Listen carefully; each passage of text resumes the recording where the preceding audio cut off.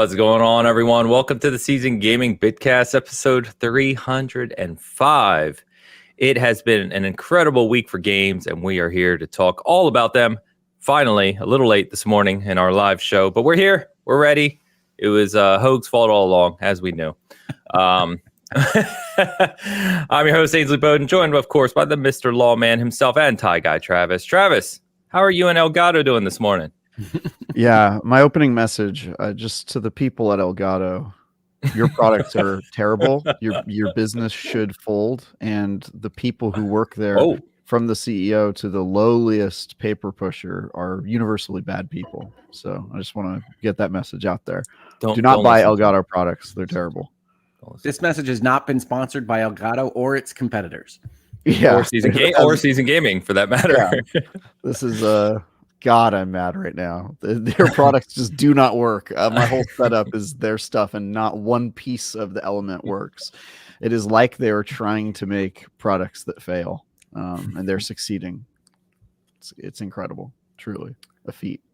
So that's what I'm doing this morning. I'm just so mad right now. Let's celebrate. We'll let him.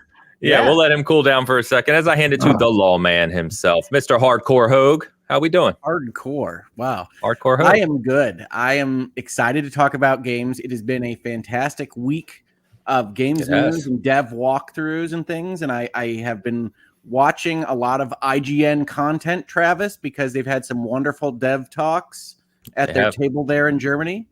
And so this is what I love. This is like E3. I didn't know that Gamescom was going to get this kind of blowout treatment this week. So that's been a lot of fun.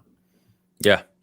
Yeah, 100%. Yeah, we're going to get into it. So we've got a lot to talk about today. So we're going to talk about Black Myth Wukong, of course. We talked about reviews briefly last week, but, I've got time in it now. Hoag's got a little time in it. I don't know about you, Travis, but we're going to be talking about Wukong. And obviously the sales and reception for that game have been insane. So we'll talk about that. We've got Concord. We want to talk on Concord. Me and Travis are both reviewing it. Hoag has a lot of time into it as well. So you're looking at three people who actually have a lot of time in Concord and can speak to it pretty well.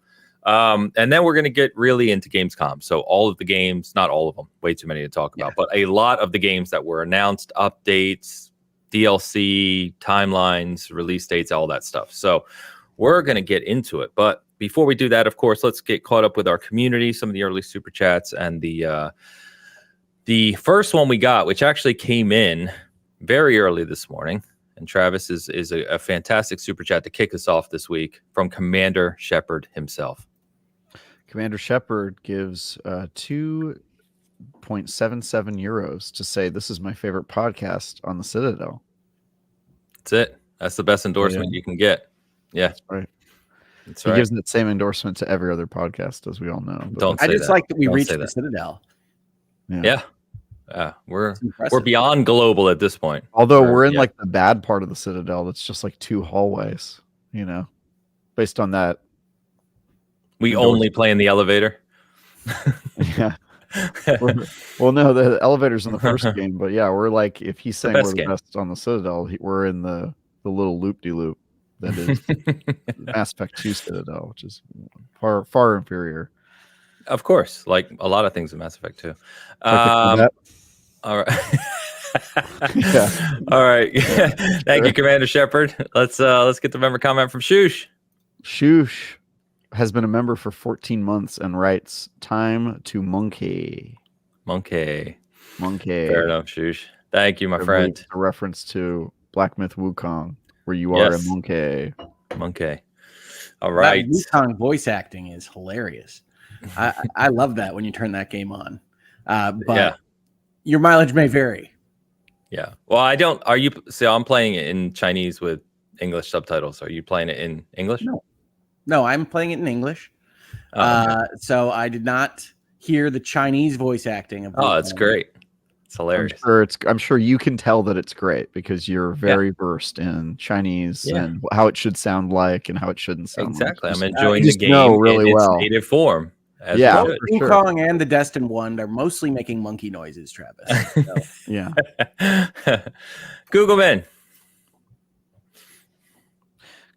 81 offers 10 euros to say got a replacement controller and put the old worn down analog sticks and D-pad on. Sure. Because it feels nicer. Am I a nerd or what? No question. Just saying, am I a nerd or what? Just a statement. Secret level on Prime. We should probably at least mention that. I don't know that it's on our list, Ains. Yeah, I debated it. We will mention it though. Secret level on Prime. Yeah, Secret level. It's a show coming out in November, I believe, later this year on Prime. I want to say December, but yeah, maybe December. It's on Prime. It's an animated look at various video game worlds. Like if you were on social media this week, you saw all of these different companies saying we're in secret level, and that was pretty cool. It's a pretty cool idea. I hope it turns out. I think they say it's from the makers of Love and Robots. I didn't love that series, but there are a couple of winning episodes in there, so I'm excited about it. Seems cool. Yeah, it seems like a lot of the developers are excited about it, so we'll see. I don't know about getting a new controller and putting the worn down sticks and D-pad on. That's odd to me, but so it feels Google. So it feels like the way your fingers meant them to feel. Feels like home. Yeah. Yeah. I'm weird. I always want new thumbsticks because I'm not using any of your fancy controllers. I'm not hitting anything on the back. I'm not what? I'm not hitting anything on the back. I'm not changing things on the front. Hood plays like it's 1998. I'm not using one of those weird discs instead of the D-pad. Okay, that part is crazy. I don't know why anybody did that, but fair enough. Googleman, thank you as always, my friend. I just had a whole bunch of people tell me that gyroscopic controllers are the superior way to use. Stop it. I'm serious. They are very useful in shooters. They were talking about competitive too. They were like, if the Xbox controller had a gyroscopic controller, it would be the ultimate competitive device. And I was like, all right, man, more power to you. I had the same kind of reaction you did, Ames. I was like, all right, bro. And they were like, trust me, bro. Once you play Splatoon 3 and you get used to the gyro, you never go back. And I was just like, all right, buddy. That's cool, dude. Your friend sound, what do the kids say? Based. Yeah. There were a couple of them. I was ambushed in a Concord lobby. I was ambushed. Debbie Dubs gives us $10 and writes, loving the war within so far. So glad Chris Metzen is back at the helm. Side note, Seattle is still summer. It's not rainy time. It better not still be raining when I see Metallica next week. Angry frowning face. I'm confused. You said it's still summer. It's not rainy time. It better. Oh, okay. I got it now. Took me a second. So she's saying it's supposed to be not rainy time, but it has been raining. So she's hoping it stops when she sees Metallica. Okay. Fraser had just convinced me it only rains in Seattle, but hey, yeah. Apparently sitcoms are not true examples of the world. I mean, no, it's kind of true though. No, summer's really nice. Yeah, I think that's what she's saying because I lived there for a little while. Summer is really nice, but the rest of the year it rains a lot. Yeah. Chris Metzen, I've heard the same from the people who play WoW at SG that they're loving it. Apparently, there was not a cutscene, a cinematic that was like incredible. I know Steve was raving about it. So that's I can't speak to the World of Warcraft, but I can say that I've liked their ad campaign that's run because I've watched so many YouTube videos for Gamescom that they have a series of ads where it's like random people on the street that find a giant sword or a giant axe, and it just says LFG, and the commercial package is come back to the fight or something like that. And I find that interesting because it's an acknowledgement that they had lost certain amounts of their audience, and they view the war within as something to come back for, return to the World of Warcraft. And I like that as an idea because you usually don't see that from media. Yeah. Yeah, I know the people that all the people I've talked to about WoW are super, super excited, like Debbie. So it's awesome. Love to see it. Enjoy the concert, Deb. If we don't talk to you before then, a couple things to shout out. Midnight Dreary gifted 1 season gaming membership. Thank you, Dreary. Always appreciated. Following right on the tails of that, a minute later was Vintage Willow with the 5 season gaming memberships. Vintage, you're a legend as always. Thank you. Can't say it enough. So thank you. Rob Frawley with a member comment. Rob Frawley II has been a member for 20 months and says best new factory game, Shapes 2, EA on Steam. It's early access on Steam. Shapes 2. Shapes 2, EA on Steam, a factory game. Anyone know about this one? I don't know anything about it. I have not seen this one, but I do like logistics games. Your Factorios, you're making production chains and figuring out how to serve whatever the game requirement is. So I'll check it out. I assume EA means early access and not Electronic Arts. Correct. Although Yes. on Steam it is called Advanced Access now, as we all know. Did they change the name? I thought Steam invented early access as the name. I think Concord was calling it Advanced Access.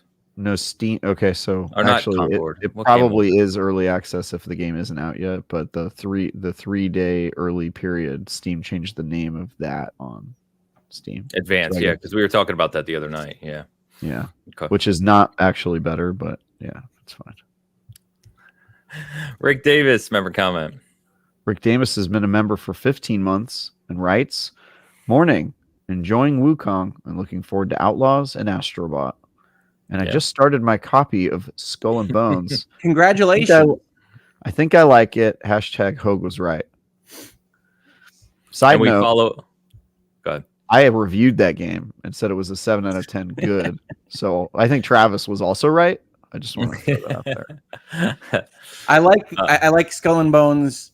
Imagining that the success story for it is when Best Buy had to clear out their inventory warehouses at $10 a pop, and that's when people found that they enjoyed Skull and Bones somewhat. Yeah, that's about right. We got some Skull and Bones to talk about today, folks. Ains doesn't know it yet, but we do. We do. Believe Get me, we excited. don't. We do indeed. There are dragons. There are dragons. We already knew that. We're good. And Vintage follows up with this. Vintage Willow, who's been a member for 15 months but clearly has not learned anything, writes, "Hogue is always right." Crazy because he is certainly not. Nice of you to say, but I think I'm going to start a service for live service game developers that if they want their competitors to fail, they just pay me some money to like their competitors' games. So we'll talk about that too. Yeah, we're going to get into that pretty soon, but thank you, Vintage again. All right, let's get into it. Oh, wait. Forgot Tide's picks, of course. So this week, Tide went with the superhero theme. And I want anyone in our chat and watching to tell me who Travis is supposed to be. I think I'm Winter Soldier. It's possible. I think you might be a man in the chair. Man in the chair. Yeah, they would give me that. Okay, first of all, Hogue, what is happening? Why do you always look like not crazy? It's wild. I don't get it. It just doesn't make any sense to me. You don't even have glasses. I don't know. A lot of people are saying Star-Lord for Travis. Ains. Oh yeah, it could be Star-Lord. Fonz called you Black Widow. Ains, you look like a version of Captain America that is about to enter legal trouble for shutting off his body cam before fighting. That's how I always look. They just put different skins on me. Yeah, you look like Steve Rogers as he appeared on January 6th.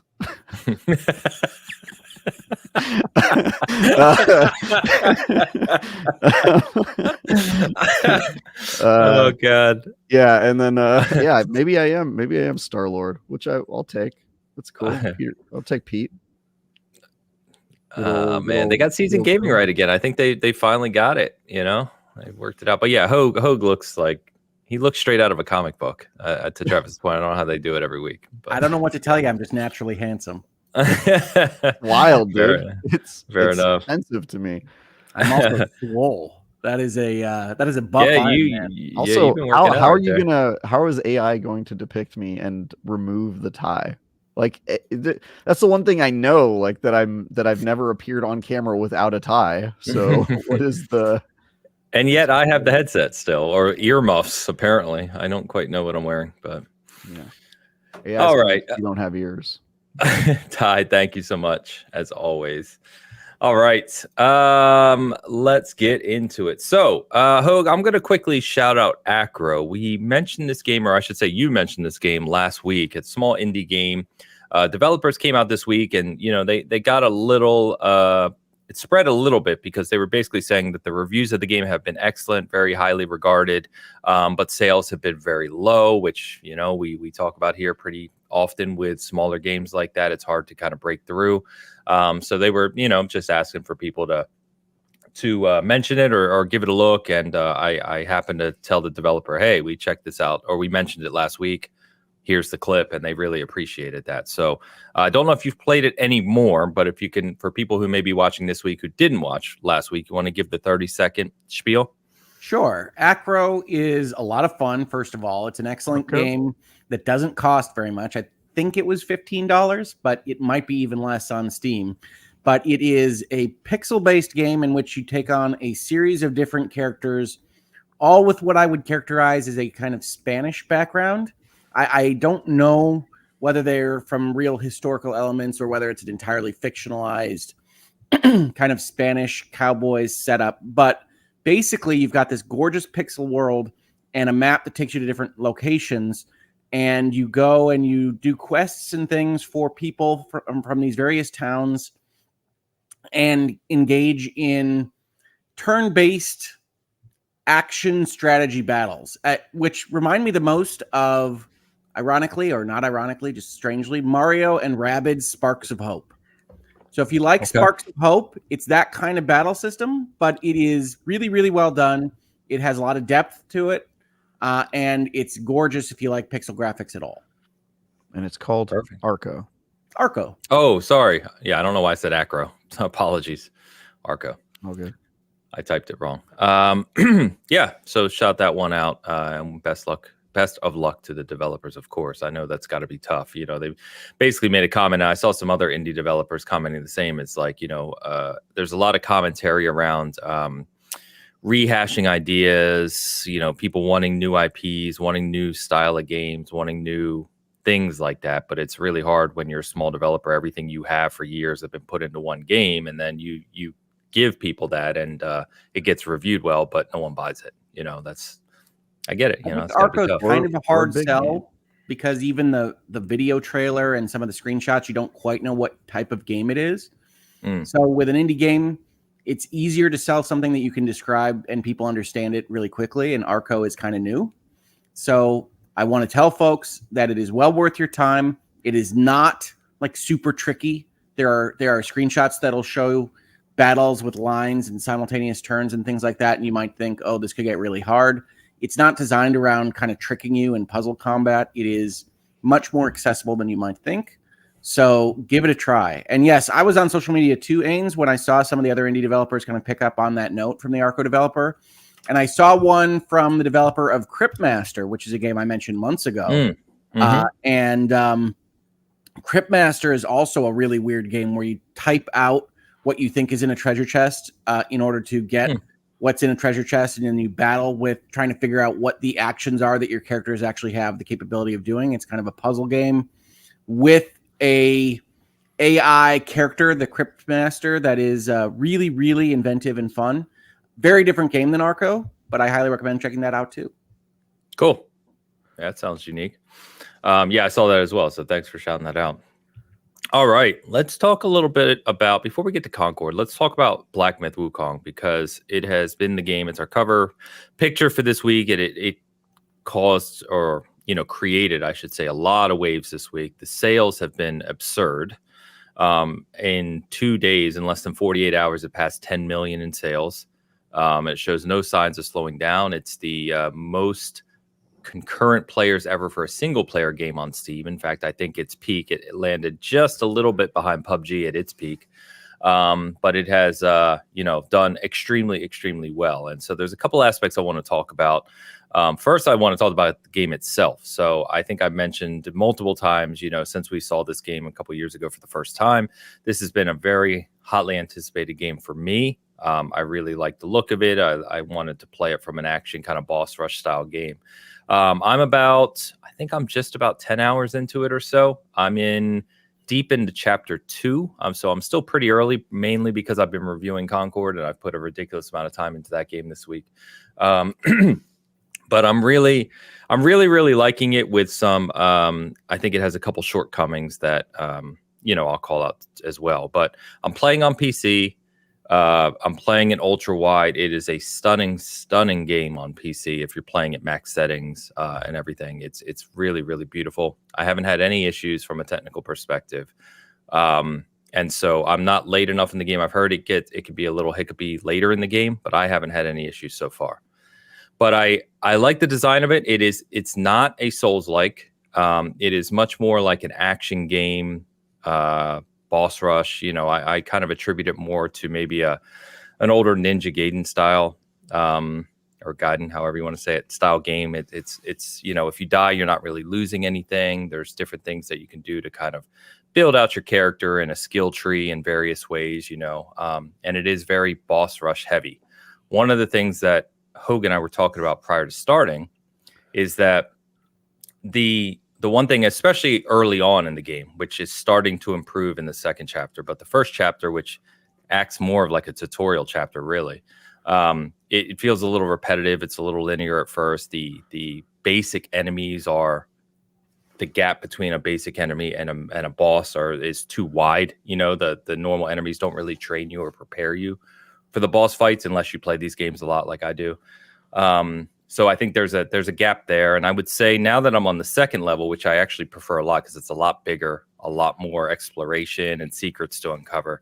The one thing that is clear this developer hasn't really figured out is that annoys the hell out of me is there's a lot of invisible walls. So there's a lot of places in the world where you can go that it's not clear you can go, but then there's other areas where it looks like you can go and you can't go. And so a lot of my time playing is kind of, you can tell this is a developer that hasn't figured that out, how to guide the player to the exact places you can do something and can't. Because a lot of my time is spent trying to get to an area and I'm jumping and I just hit a wall and I'm like, well, shit. Okay, so I can't go that way, even though it looks like a direct path. So then I've got to kind of figure out all these different places I can go and discover the secrets. So that annoys me a little bit. Say it again. It's pretty easy to figure out where you can go. Just take out your compass, and if you're not traveling west, then you can't go that direction. Oh boy. I was wondering where you were going with that. Yeah. Yes. So that's one of my annoyances. Like I said, some of the basic enemies are too basic and too repetitive. But I think those are really my kind of major qualms. I'm really, really liking it overall. It's got kind of that goofy sense of humor in a lot of places, as we were talking about with the voice acting earlier. Some of the boss battles and designs are unique so far. Like I said, I've still got a long way to go. I like the upgrade system for the most part. It's got different things you can kind of get into. I don't want to really ruin onboard you very well. I will say that. You figure it out yourself. It took me hours to figure out that I had other stances to use, and it's like that's stated in one of the skills that you can buy, but it's not really obvious how to progress your character because there's multiple menus of skill trees, and they just let you go, which is fine. Yeah. I don't really hate that, but if you're getting kind of quasi-tutorialized, you're waiting for them to open up things because so many, especially Western games, essentially just lock out parts of the game until they tell you about them. And if you're using that, don't be. If you're playing Black Myth Wukong, basically the game is open to you from the start. You just have to figure out what it is that you want to do.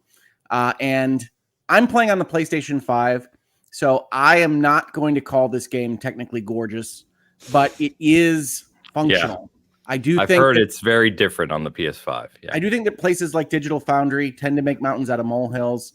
It is functional. It has a heavy dose of motion blur applied to it, so your mileage may vary on that. But for the most part, yeah. Sorry, Ho, can you turn that off on PS5? Because I turned it off on PC. You can turn it off, but I'm not sure you would want to. I think it's covering up some fluctuation. Yeah, I got you.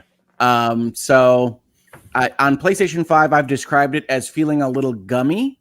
It feels a little sticky, a little heavy in moving and animating your character. I don't love that, but it is pretty uniform, so you can kind of get used to it and incorporate it into your gameplay. So I've enjoyed Black Myth Wukong. I like this game quite a bit, primarily because it is different from other games. It doesn't feel like a Souls.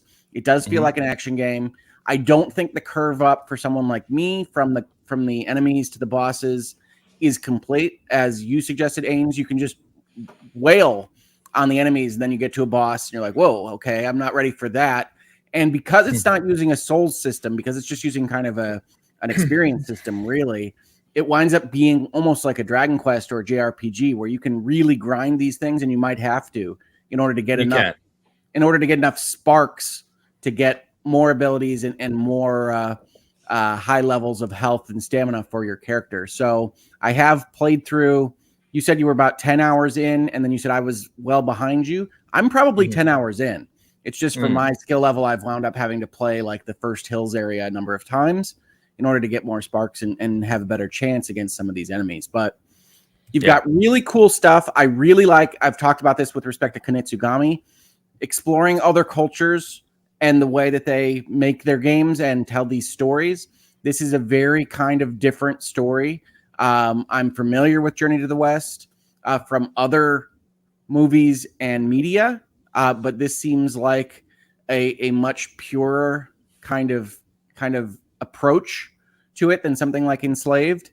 And I think it's fun to be in that area, and they have a codex and things where you've got poems and poetry and big, long, short stories about a basic enemy type that don't necessarily make a ton of sense until you really think about them. And it's weird, but I like weird.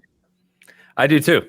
And I think they do a good job in the cultural aspect, to your point. It's one of the things I wanted to talk about with the game. And we've talked about before is that as these countries like China, India, Korea really ramp up in their production in the global game market, right? I'm excited to see these types of things come to fruition more often. And I think Wukong does a really good job playing in that space, to your point.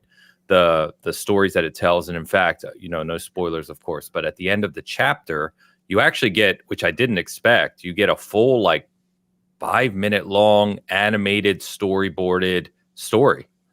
It's actually really quite cool that you can go back and watch when you want to too, because the chapters are actually set like book chapters. So when you advance past chapter 1, it basically asks you, are you ready to go to chapter 2? And then it puts you in a new area. Before we talked, I had no idea I was in chapter 1, right? Because you say it's the first area, but I've technically been through like 4 areas, but I'm still in chapter 1. Yeah. So it seems to be a pretty decent sized game. I know Fonz was in the chat. I know he's late in the game, but like I said, chapter 2 is much, much bigger than 1. And I think there's either 5 or 6 chapters. So I'm looking forward to continuing with it, getting more time with it this week.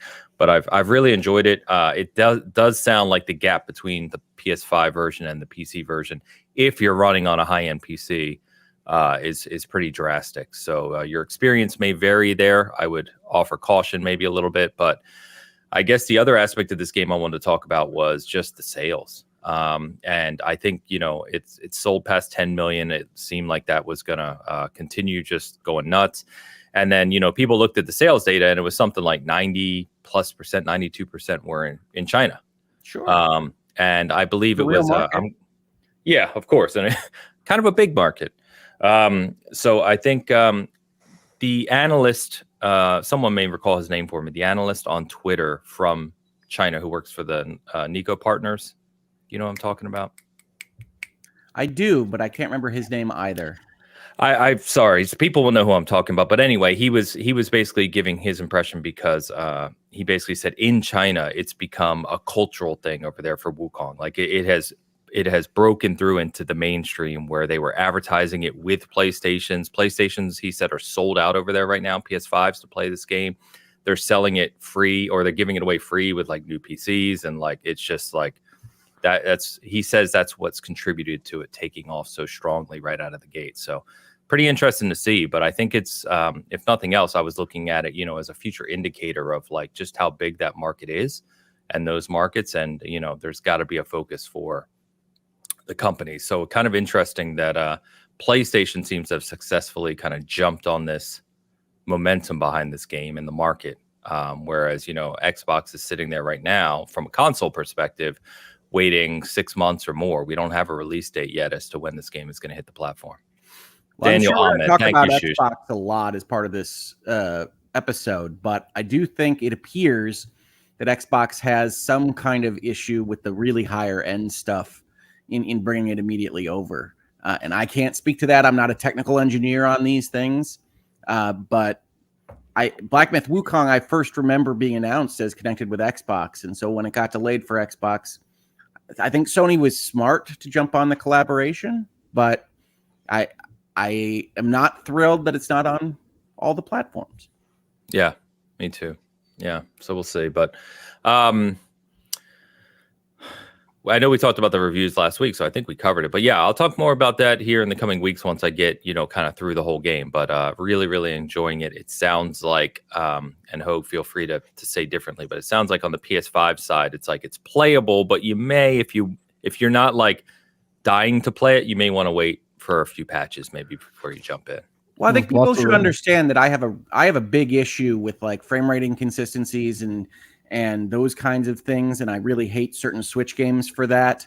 This doesn't bother me that way. This is essentially using motion blur and kind of other technical means to create a sense of fluidity, which gives you that heaviness, that stickiness feeling when you're playing it, but it doesn't offend the senses when you're actually looking at it. It isn't gorgeous by any means, but I have a fairly high tolerance for stickiness and gumminess and playing games through like that.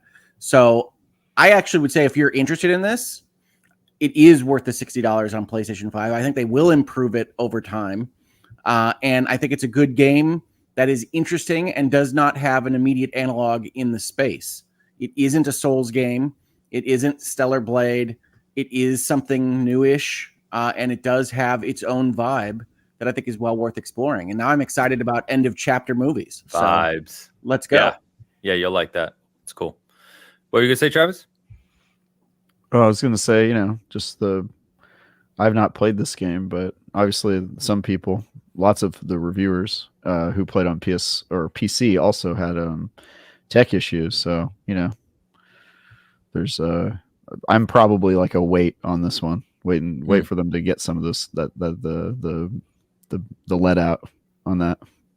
Yeah, I don't blame you. It's always hard to say because one thing I've talked about this before that annoys me in some of the discourse online is like, well, just play it on PC. It's awesome on PC, and it's like that doesn't.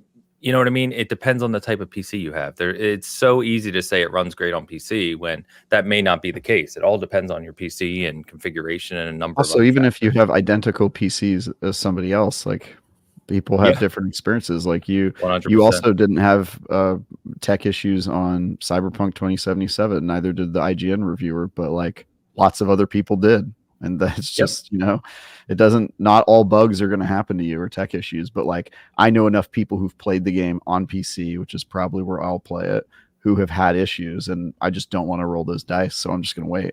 I got no incentive to play now. Yeah. But anyway, that's Wukong. So why don't we jump over and talk a little bit about but a controversial game this week, and maybe before this week, Concord. So it did not sell 10 million as best as we can tell. It has not sold 10 million. Yeah, it's from what the data shows. So Concord has launched this week. It launched Tuesday for the deluxe edition, Friday for the regular edition on Steam and PS5. This is the 5v5 kind of hero shooter, if you will, from Firewalk Studios. We've talked a little bit about this leading up to it in the beta, so we won't rehash all that. But the three of us are playing it. I know Travis and I are reviewing it. My review will be going up either tomorrow or Tuesday. I know, Travis, you have your review in progress already up, I believe. And each of us, I've put an insane amount of time into this game this week. Travis is up there with me, and I know Hogue's put a decent amount as well. So we can talk about this quite a bit, but I'll get us going by saying, and I have a lot to say about Concord, so we try not to take too long on this game, but I was impressed by the beta. I was not interested in this game when I first saw it. And then when I continued to see it, I was like, well, maybe it's got some, pedigree to it. For me personally, as a competitive shooter guy, and we talk all the time about me playing a lot of shooters and competitive games, what matters to me is the gunplay, how it feels to play, the engagements, outplayability, and the mechanics. And I think that's where Concord really, really is well designed. It feels good to play. Feels excellent to play, honestly. The gunplay is really good. The teamwork is really good. Some of the dynamics of the characters is really strong, or are really strong. And I think, sadly, what we're seeing, right, is for multitude of reasons, the discourse around this game, at least on the social media space and in the gamerverse, if you will, has been largely negative. And I don't know about you guys. I think we're pretty similar on this, but when you just sit down, wade through the nonsense, and play this game, I have been wildly addicted to this game this week. Literally every day, I just want to play more Concord, and I'm really tired this morning because I've gotten very little sleep this week because I've been up every single night playing Concord late. So I'll stop there for now. We'll get into a few other things, but Travis, why don't you touch on your review and progress and where you are with it?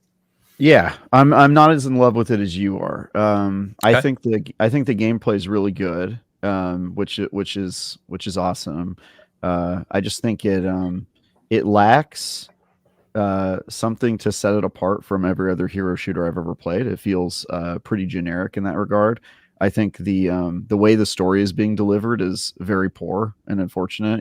Getting one cutscene a week, and at this point we've got 0 new cutscenes since the beta, is just it's not enough meat on the bones for me to keep playing, and the Galactic guide doesn't really do the job there. And then also I'm really surprised by how few game modes there are. I think in the beta we had 4, and in the full version we have 6. And I guess I was just kind of expecting a little bit more. So, from the beta to the full game, we had all 16 characters. We've had some new maps, which admittedly I would say probably maps are the part I'm most impressed with. I think the maps are really good, aside from the combat. Good. But it's one of those games where like the bones are really good, but I think they're going to have to build on it for it to stand out. And of course, the question is, will they double down on the game and give it the attention that it needs to get it to that level where people are interested in playing it more? Because I think it needs a lot of love. But live service games, there's always that chance that they'll go the other way, and that instead of developing it, it'll just die before it even has a chance. But I really like the foundation. Like, I think the bones are really good. I think the gameplay is great. I think the characters are really interesting. I want to know more about them, but I just, I don't think the Galactic Guide is a good answer to people who want to know more about them. I would love to have more stuff in game that actually addresses that. And then I think the game modes situation is just like, I play that game for 3 or 4 hour bursts, and by the end of the 4th hour I'm like, okay, I've played like this enough. I'm getting burned out on it a little bit, but that said, usually by the next night, I log back on, and I've kind of restored my desire to play it. So I don't think by any stretch of the imagination it's a bad game, and I also don't think it's warranted the online hate that it's getting. But I will say, I think most of the discourse online has been about how everybody thinks the game's not going to sell well, versus whether or not it was a good game or not. Like, that's just been a lot of I haven't really heard anybody be like, this game is bad. I've just heard people being like, this game isn't going to sell well. And then when it didn't sell well, we're like, look how badly the game's doing, rather than like, hey, is it good though? Like, should we be playing it? So it just seems like a very weird angle for the internet to take. But I mean, I'm going to answer the question of if it's good or not. I don't really care how it's selling. So yeah, me too. Agreed. And I don't know that we can really tell. I know everybody's using the Steam numbers. I can say, and maybe you can say, Ains and Travis, I have not personally had much of an issue with matchmaking in the game as of yet. Not at all. The longest I've gone is a couple minutes. And so I don't know what was purchased on the Sony PlayStation side. I don't know what the numbers of actual live players are. I know it's certainly not got or isn't showing on the Steam database what you would want for a game of this type, but I'm not seeing like what I was seeing when Battleborn died, right? Like I was interested in playing Battleborn matches, and I would just leave it there for half hour and nothing would happen. I'll just say, like, there's a difference between when Battleborn died and when Concord launched. I'll say for a launch, the wait times are too long. For a launch game, it should be like 1 second, right? If it came out that day. Right. And it's not 1 second. Yeah, and I when you go to Rival, or was it Rivals or Rivalry? Rivalry. The competitive mode. Rivalry. That one I've had like 7-minute wait times before. That was only in advanced access for me. We've played Rivalry nonstop. Yesterday I had it. I haven't taken over 60 seconds to find Rivalry the past couple days. Yeah, so that's one area where I think the Galactic Guide is super useful, actually, because you can set it to ask for a Rivalry game, and the reason that those are longer, folks, is that they have a level requirement before you can access that playlist. So people that are brand new to the game can't use that playlist at all. So yeah, the Galactic Guide, I'm going to disagree with Travis on a little bit. Once I figured out that you got more Galactic Guide entries for leveling up your characters, I thought it was a really good idea. And I think you get a lot of additional background on the characters through that system. I like the Galactic Guide a lot.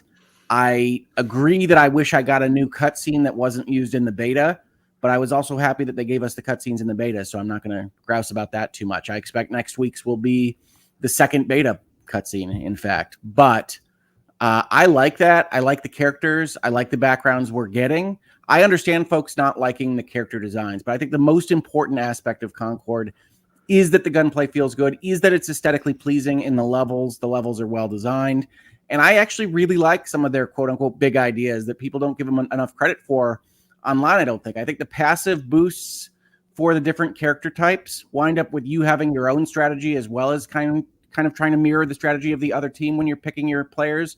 And so you wind up getting this kind of cascade of players that you have as your own personal team that you're setting up so that you get mobility before you bring out the tank character, or you get longer range and less recoil before you bring out the guy that uses the pistols and those kinds of things, as well as the deployables, right? This is an idea that I haven't seen before, and maybe Ains and Travis, you play more of these games, you can tell me if they've been out there before, but these characters can put things on the play field that help and hurt their own team or their other team, and they will stay there for different rounds. So you can have a character that puts down fungus that helps aid your team and hurt the other team.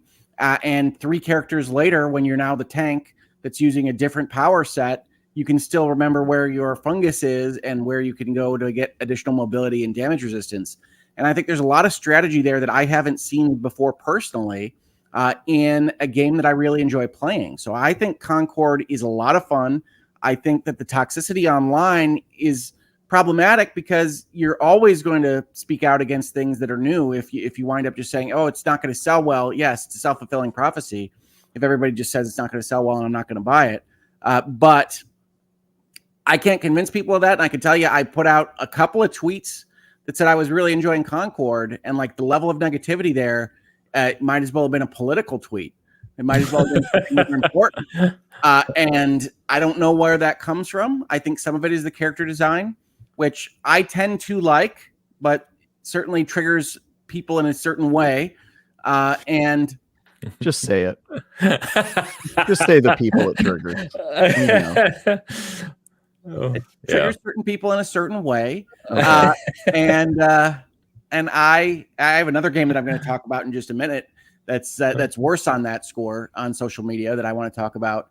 But I like it. It triggers the people who followed the January 6th Captain America to the Capitol, I think, right? Hey.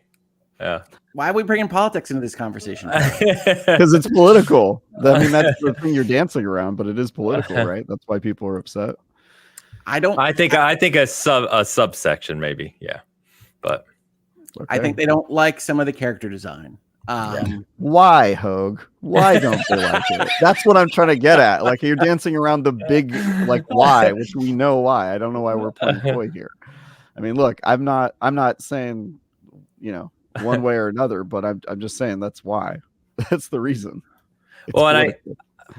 and to continue the conversation, I think to Hogue's point too.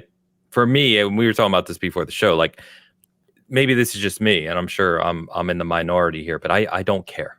I don't care about the character design. It's a first-person shooter, folks. Yeah, it doesn't matter to me. How does it play? They have really good silhouettes that work very well in-game.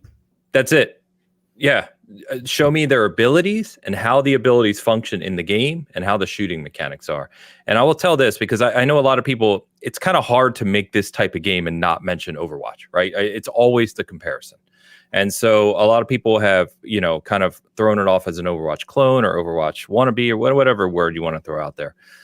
Again, I don't care. How does this game play?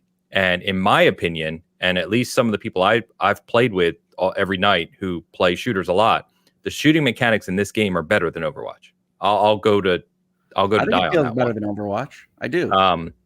I'm not saying the character designs are as endearing maybe to people. Overwatch has obviously been out a long time now. There's a whole community there for those characters and everything else. So I'm not the expert in that space. I'm just talking about how the game feels to play. From a 5-on-5 shooter perspective, it feels great. And you can tell that there's pedigree there on the development team. So that's really all I care about. I'm enjoying the hell out of it. I agree with Travis that it does feel a little bare bonesy right now, which is pretty typical of games in this space. However, I don't want to give them a pass for the sense of season. So right now, if you play the game, it says season 0, right? This is kind of the lead up, the warm up, and there is quite a lot for your money in terms of unlockables and character progression and stuff. However, I think waiting till October, about a month, 6 weeks or so post release to start season 1 is too long. I think season 0 should have been maybe 2 weeks tops, and then you get into season 1 sooner and start to add that additional content. So to your point, Travis, I really do hope that that there is a long-term vision. I think that's everyone's question right now. If the game is selling as poorly as some of the numbers indicate, which most signs are pointing to, it's not doing great. Because there are PlayStation numbers too that don't look good. It's not super high on the PlayStation bestsellers list. It's way down there, same thing. And this is a first-party game. It's advertised on PSN at homepage and everything. So anyway, being a first-party game, Firewalk Studios acquired last year by PlayStation. They'd been working on this game a long time, and you can tell they've been working on it a long time. A lot of it is extremely polished. That's what I like about it. A very polished game. Very. But what is, to your point, what is the length of the leash from PlayStation with this game? I think that's what I'm most curious about right now. I'm most fearful for this game as a game I enjoy, to Hoag's commentary with live service game. I wish Hoag hated it. Yeah, I wish Hoag hated it, because then I'd feel better about its future, But that's the difference between Skull and Bones is that we know Ubisoft has a tendency to give a lot of resources and let these things live or die for a long time. And Sony is trying to get in a live service game. This is perhaps their first major kind of failure at launch, and we don't know what their reaction is going to be to that. I don't think, Travis, you're making a face. Has Sony had another crack at this? They've done not fully first party, but heavily invested exclusive third party games that were live service, and they basically have a mixed history. Sometimes they've stuck with them, and sometimes they've just shut them down real quick, Google style, So I don't know that that gives us any additional data, but they have a history of doing kind of both with their live service stuff. So here's my theory is that I think they're going to stick with this one because they knew this game was going to sell poorly before it launched. Right. And they had a chance to save their change their messaging, and they didn't. They've put out video documentaries and interviews with the developers talking about the future of the game. And so I think that they just are like, look, we invested, our team's already set up for live service. This stuff's going to happen. And maybe they have a date down the road, like a year and a half or whatever, to where they're going to give up. But I think they're viewing it as hey, Fallout 76 did it and their game was terrible at launch. We're not that bad. So, we have a chance of bouncing back, which is the attitude to have, right? Believe in your product and your teams and give them the resources they need to succeed, even if they have to prove it out. Because I do think that there are a lot of tribal reasons why people are not liking this game, and it's not for me to decide whether or not you're right or wrong in that. But and it's partly the politics and identity thing, which some people are really divided over. It's also partly this whole tribal. You're only allowed to one game in each genre. Destiny players do this sometimes, where they try to hate on other looter shooters because they see them as a threat. I think there are lots of Overwatch players that look at this and go, well, this is a threat to that Overwatch game I love, and therefore I've got to be team Overwatch by hating this game. And so I think there's just a lot of things that they have to break through, and they have to earn players' trust. And maybe this was never going to be a success at launch, and maybe Sony had the wisdom to understand that, and they're giving their team a chance to prove it to the audience. And I think sometimes that's the path you've got to take. So I wish them the best of luck. For now, I think it's a good game, and I'm playing it. I think they're a very gifted team. Yeah, they're very clearly gifted at shooting mechanics. They know what they're doing. Yes, they do. And I do. By the way, I do agree the gun plays better than Overwatch. I don't think it's really. It is. Close.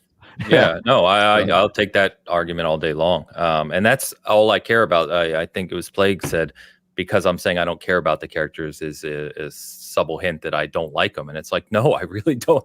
I just don't care. That's not what I play these games for. I didn't care about them in Overwatch. I don't care about them in Apex.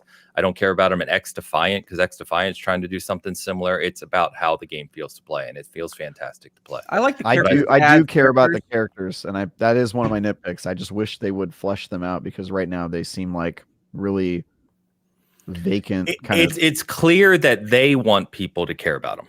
Yeah, you know they do. I mean? I don't, but it's clear they want people to because I think again, Overwatch not trying to compare 1-to-1, but Blizzard did that well, right? They made people care about the Overwatch characters. Well, and I would even have criticized Overwatch's job at that because I think they did a early on for sure telling that story too. Yeah, and they only ever put like movies out that never were properly incorporated, and they would just have relationships mentioned in kind of offhanded comments. I think this is doing that better. I am not positive I would have put the early biographical information about the characters behind a couple levels. Like everybody gets a big blowout description of who they are when you get them to level 3, which is good in terms of I like to go after lore. It's one of my favorite kind of rewards on these things. But it's bad because you don't necessarily get a feel for everybody very early on. But I do think it's in there, and I do think the Galactic Guide is interesting and cool. It's also a good kind of time suck if you are having a longer matchmaking process. It is a goofy universe. It's a Hitchhiker's Guide to the Galaxy, Guardians of the Galaxy type of universe, and I think they've got a lot of interesting thoughts there that are clearly going to lead to a bigger story over the long run, if they get that long run. And I hope they do. They're a talented studio. But if you don't want to try it, I can't change your mind on that. I do think that it is worth your time, but I know a number of people are essentially trying to wait out the failure because they think it'll be on PlayStation Plus at some point. Or free to play. Yeah, which... Well, I mean, I think they view that the same, but yeah. Yeah, I mean, that's kind of fair. Yeah, so just I'd say 2 more things on it, right? Like, obviously, there's going to be people, non-disingenuous people who have played it and just don't like it. Yeah, obviously, it's perfectly fair. I mean, everyone, that goes without saying, right?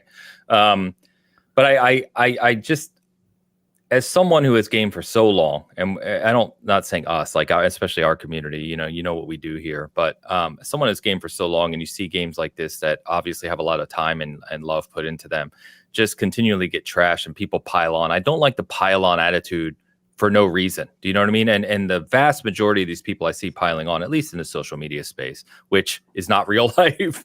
It is not. But not a real place. But it's like you haven't even played it. You just decided, oh, here's something to pile on, and now you're ganging up on it. I just hate that attitude. I'm so exhausted with that. I really do think it's Overwatch stands that just are, they're standing their ground. And Overwatch 1 isn't coming back, folks. Yeah. Yeah. Somebody was like, oh, they're worried because this is an Overwatch killer. I was like, Overwatch killer? Overwatch committed suicide. We watched that happen. I will say, Travis, you don't need an Overwatch killer. I will say, Travis, it sounds like I have disagreed with you on your points, that I do fully agree with you on the modes. I would have liked to have seen modes that weren't kind of direct copy paste off of Call of Duty or Overwatch modes. Yeah. I think they need a couple of more kind of inventive modes, and hopefully those are coming as part of the season. I also think they need a signature mode. I feel like this one is lacking kind of a signature mode. I think they're partway there with the rivalry mode because I love the mechanics. I was gonna say the same thing. But I feel like it's missing something. They need the actual game for the rivalry idea. Yes, I agree with that. Yeah, exactly. Because I thought one of those modes was going to be like the equivalent of I don't know. Apologies for falling short on my expertise here. The Overwatch mode where you go with a car. Oh God, not escort. Yeah. Escort, yeah. The one where you go with the car is the Overwatch. I hate that mode. But I don't think they should do that. But to no, not that mode. That is a very obvious thing, and I think rivalry has a good structure, but you can't explain a structure to a prospective player of oh, it's cool they make you change characters, because you can't show that. And so they need to show characters doing something that is unique, that isn't just a defend a zone thing and then draw people in. And then when you find out how rivalry mode works, then you're like, oh, that's awesome. But I just don't think they have that yet. They're just missing something. And the 4 modes you play before that are just the most carbon copy, They're just shooter modes. Yeah, they're just shooter modes. Well, I like a team deathmatch. I mean, they're really fun, but they're not unique by any stretch. They're not unique at all. Yeah. And I get that. I agree fully with that criticism. So do I. They need a few more modes that are their own. Yeah. Rivalry. So for the people who haven't played it, there's 3 playlists. Each have 2 modes. The one we're talking about, Rivalry, is a no respawn mode. So think of it, and you have to win best of 7. So you have to win 4 rounds. The rounds are short, but you have to win 4 to win. And it's really fun because what it makes you do is when you win a round, you can't use that same character again. So it forces your team to coordinate, use different skills, use different characters. It's really well designed. But the 2 game modes you play within Rivalry playlist are pretty generic. That's what we're referring to. So I completely agree with you guys. I'm hoping that by, they've put out their roadmap of season 1, season 2 already, and the timeline for that. I hope we start to see some more development in that space. So yeah, it looks like a new character per season, a new mode every other season, something like that. And that's a good time frame in my opinion. But I want to see Sony kind of stand him up for a little while to make sure that it's going to survive. I don't have any idea whether it will. I know that I have enjoyed my 43 some odd matches this week that I've gotten to play it, even though I'm 18 and 22 or something like that. And I wish I were better at the game, folks, but I do want to at least send the message that you don't have to be good at this game to have fun with it. I got the chance to play with Alex at Season Gaming a little bit yesterday, and we won one match and we got utterly destroyed in another match. We still had fun. So I enjoy a game where you can still have fun getting your butt beat. And unfortunately, I get that opportunity to judge that particular factor more often than some. Yeah, it is a very, very, very, and I write this in my review, team-based shooter. We had a full squad of 5 the other day, and we knew, we had our abilities balanced out, and we knew kind of the pathing and this group together and team shoot. Yeah, we won Trophy Hunt 30-2. Like, I mean, it's not, if you're playing with a proper team and using the tanks and the healing abilities and shooting together, that's how you have to play this game. I love Mori. We had like 5 matches in a row where it was the control zone and we were doing 125-0. Yeah, you're just wrecking them. Just completely flattening the other team and laughing about it. This has never been my experience, but I've almost all been fun. Oh, we got to play together. I know you go to bed at 2 p.m. East Coast. But Hope's an early bird, folks. I do go to bed earlier after my stroke, for God's sakes. Okay. Well, how long are we going to have to hear that excuse? Oh, geez, Louise. Like, get over it, man. Your brain turns off one time, and it's like... As it turns out, sleep is important to maintaining the physical presence. So I'm not going to change it just because I'm enjoying a video game. Whatever. Fair enough. Get over yourself, The last thing I'll say on this, just to close out Concord, I forgot to mention the $40 versus free to play. Personally, and I've said this before, I like the approach. I like that it's a paid game and that you kind of get the content. They said they're not coming out with a battle pass for this. If you play the game, you have character progression per character. So there's 16 characters, but then you have a profile progression as well, which is kind of like a mini battle pass almost. Every time you level up, you get something, to unlock. And they said all the modes and maps and stuff that's coming in the seasons is free as well. The only thing they're adding is a premium cosmetic store. Yeah, they're going to add a store. You can tell where it goes. It's still a black box. Yeah, it's still a black box. But I will say, I find it very funny that all of the people who constantly complain about free-to-play live service games and season passes and microtransactions and all that are now looking at Concord and being like, "Oh, it's not free to play. Oh, it's $40 game." Yeah, I know. It's like, bro, you guys never happy. You can't do it. Yeah, I like it. Like I said, while I appreciate the market to free to play, I think we all understand that, right? And the accessibility is important. Yes. Yeah, but there's a lot of drawbacks of free to play too, which we've covered ad nauseum on here. So I like their approach. Again, maybe it seems like I'm in the minority, but you are probably old manning it here. I am. I know. But I just find it funny that I'm seeing a lot of the same people who are like you and old man and complain about free to play are now on the other side going, wow, how they expect to compete without being free to play. And I'm like, bro, it's a fact of the market. I mean, it's just the two things people ask for: let me just buy the game outright. Don't give me microtransactions, and please give me new IP. Both of those camps are MIA on this game. They're nowhere to be found. So it's just so funny. Where are your people? So I always use my son as a reference here, right? 19 years old. He comes down the other night and I show it to him as we're playing when you were in the party, Travis. That's what I think when I remember I went on mute for like an hour.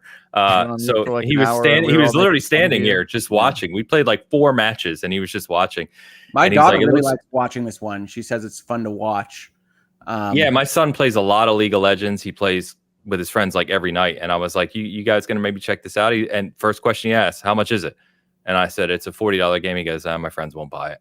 And that's just, that's the conversation. So, I mean, I think they do need some sort of solution there. I mean, this should have been like a PlayStation subscription plus game, gold or whatever. Like there should have been some way to get people in here, because I do feel like if it dies, it'll be because they did make their game accessible enough, regardless of the model. Yeah. It's possible. The companies don't always get the model right. And certainly the market has been set at free-to-play and microtransactions and Battle Pass. So they knew they were trying to zig into the market. They thought that the value proposition was good enough because of the polish, because of how it looks, I think. And they may well be wrong. Companies make mistakes all the time. I'm wondering how much being PlayStation first party played in that decision. I don't think we'll ever know, but I'm just curious to think if they thought they could use that kind of marketing power and being forefront of PlayStation to kind of overcome that hump. But I don't know. Yeah, I hope it succeeds. I'm enjoying it a lot. I'm playing the heck out of it.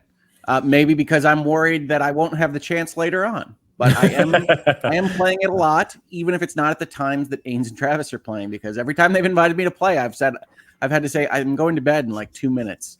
He's like, I'm going to bed. I'm like, I'm gonna hop on to start in 30 minutes. So he has the sleep schedule of Fox News viewers. 2 p.m. dinner. Travis just coming today. All right, let's catch up. One DNC and he comes in at the whole politics broadcast. Let's catch up on super chats. We'll wrap up Concord. We have some super chats around Concord too, so let's get to this. Cookie Monster Steve with a member comment. Cookie Monster Steve, member for 24 months. Steve. On Steve. Oh, Cookie Mon Steve. Okay, you're right. Yeah. He's legally compliant. He's a monster. Because he's not a monster. He's Mon Steve. Cookie Mon Steve.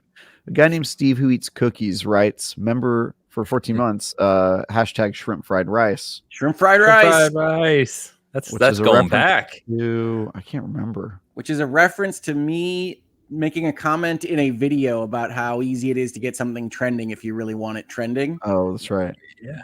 I remember. Yep. It's a good one. It's a good callback. Thank you. Don, I've been playing Concord with Don all week. Don Lionheart. Oh, yeah, I played with him as well. Don Lionheart gives us $5 and writes, Morning Bitcast. Concord has been a ton of fun. Travis, you abandoned us when you got fast internet. Oh, you sleep way too early. Ains, you're cool. Yeah, I was playing out of a hotel room. I was playing out of a hotel room for the first half of the week, and I was able to play with Ains more because I was in the East Coast time zone. But when I got back to California time zone, all of a sudden my IGN crew was like, "Yo, we're on, let's play." And I've been playing with them. He abandoned us for IGN. So I did abandon you for my IGN Cali. He sold out. That's right. To the big corporation. The whole company except you was in Germany based on the videos. Yeah, that is also true. But I think I don't know. The people I'm playing with, they're in my time zone. So. Nice. Don, thank you. Mr. Elu Spook. Elu Spook offers a wrench and $5 to write. Concord has the best shooting mechanics in any game apart from Halo and Destiny. It's so fun to play. It is. High praise. If you're interested. I think Apex is up there too, but I generally agree with them. The shooting mechanics are excellent. They are really good. Apex is also good. Yeah. But I mean, those are the pillars, right? When you have conversations, Call of Duty, really good mechanics, different type of game, right? Call of Duty is a very point and shoot type game. But it's those are the kings. So it's up there. Elu, thank you, my friend. Random name, who I also played Concord with this week. Random_name gives $4.99 and writes, objection. object? No, I think that's a missing emoji. Is it just? I think it is because it's not even showing on YouTube. That's funny. A missing emoji. I have been enjoying Concord, but as you are discussing, I am concerned about the numbers. Yeah. I feel like they should have gone free to play or PS Plus. Yeah, that might have been the right call. They should have. It's a shame because if they went PS Plus, their own players would know how to spell their game. Hey, maybe Don't he's feel talking bad, about random the name. Sonic Jet. I did the same thing, and I still do it sometimes with the E on the end. I know but yeah. that's a marketing problem. Is my point. I'm not blaming you guys. I'm saying PlayStation has so utterly failed to market their game. People don't even know how to spell their game when they are players. That's a problem. That is failed to market. I have a theory that it was originally called Free Gunners and was going to be free, and they changed the approach. Interesting. Free Gunners. Yeah. I could see that. I love how little basis it's based off of. Oh, it's completely speculative. But I love that. Free Gunners is said a lot in the game. They said a lot. Do you think it was like maybe a copyright thing, or do you think when they decided it wasn't free to play, business model, you don't want free in the title? Yeah, that's true. Yeah, makes sense. Yeah, random name. Thank you, my friend. He's a real life fake wizard, and he's here.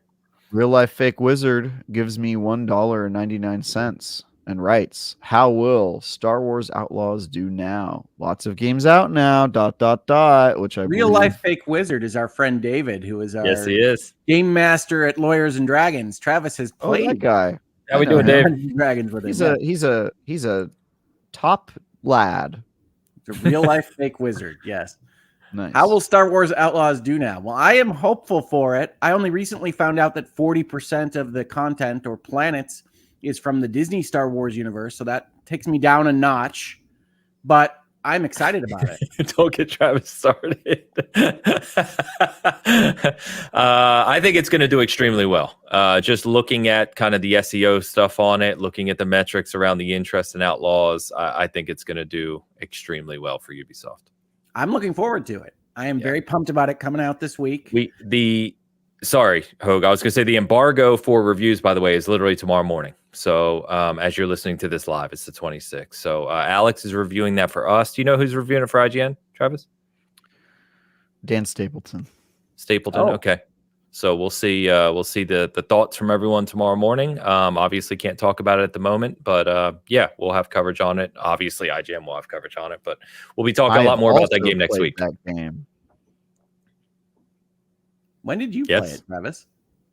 He's playing it now. I played it at SGF, but only a demo. So yeah. I got a copy sent to me by a very kind soul, and I have been playing it. And that's all I can tell you. That's all you can say. Well, don't say anything else. I'm looking forward to it a lot. I like UB games in general, and I like Star Wars. I just didn't know that Ubisoft, presumably under the direction of Disney, had said, you know what people really want to explore? Canto Bight and Kajimi. I don't even know what those are. So there you go. Yeah, there you go. Thank you, Dave. Vault Boy 50s became a YouTube member. Thank you, Vault Boy. Good to see you, my friend. Hope you're doing well. And Adam unfriended somebody. Not going to tell us who, but he's here. Adam unfriended. No, I think he has been unfriended. I think it's like, reloaded or whatever. It's like Adam unfriended. I think that's right. Gives $10 and writes, "My problem with Concord." I don't know what the he's just spelling it correctly. Okay. My problem with Concord spelled correctly is that it just looks too generic and photorealistic, which doesn't really grab me. The character design is okay, but the characters all feel the same and don't stand out. The characters have some really cool facial animation tech on them. I don't know what it is. They have a look that is higher level than a lot of other video games that I've played, but it does mean that they tend to look like the Guardians of the Galaxy characters that are in like face paint or a different color. So your mileage may vary on that as well. But I think once you get used to it, I think Lennox, I think Itzy, I think there are some strong designs in there.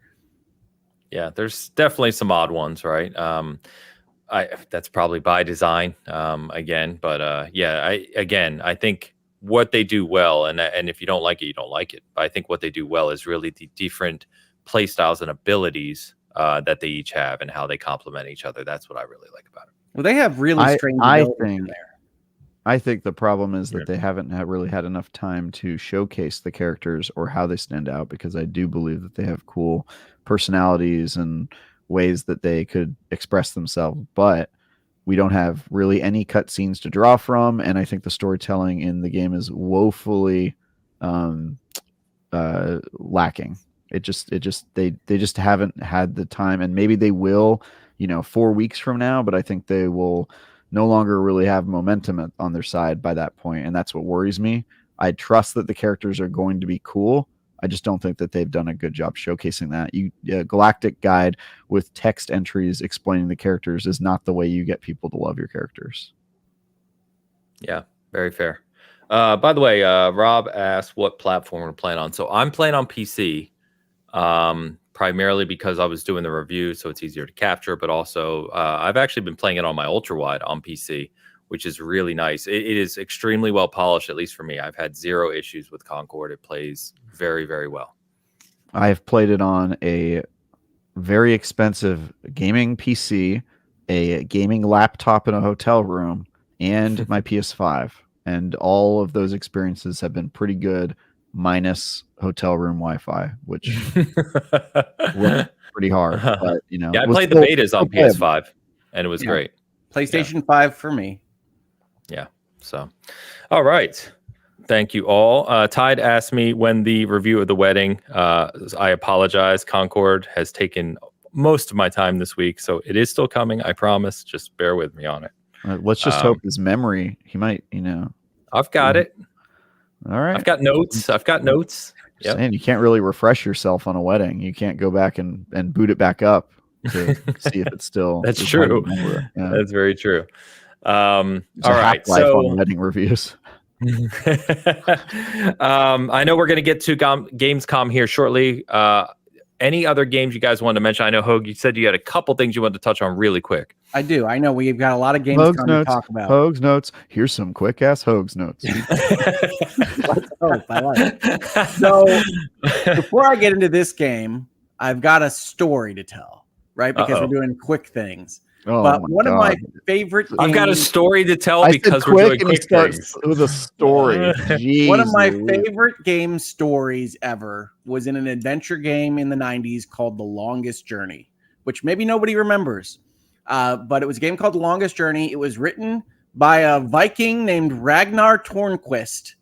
And he did it for a company called Funcom, which still exists and primarily makes multiplayer games now. I remember Funcom, yeah. But he later made a game called Dreamfall Chapters. Well, Dreamfall originally came out on like the Xbox, I want to say, and was a sequel to The Longest Journey, but ended on a cliffhanger and never got to be finished by Funcom because Funcom didn't want to pay for it anymore. So he went out and started his own company called Red Thread Games, and he did some of the earliest Kickstarter gaming stuff that I can remember in making a game called Dreamfall Chapters, which concluded the Longest Journey Dreamfall saga.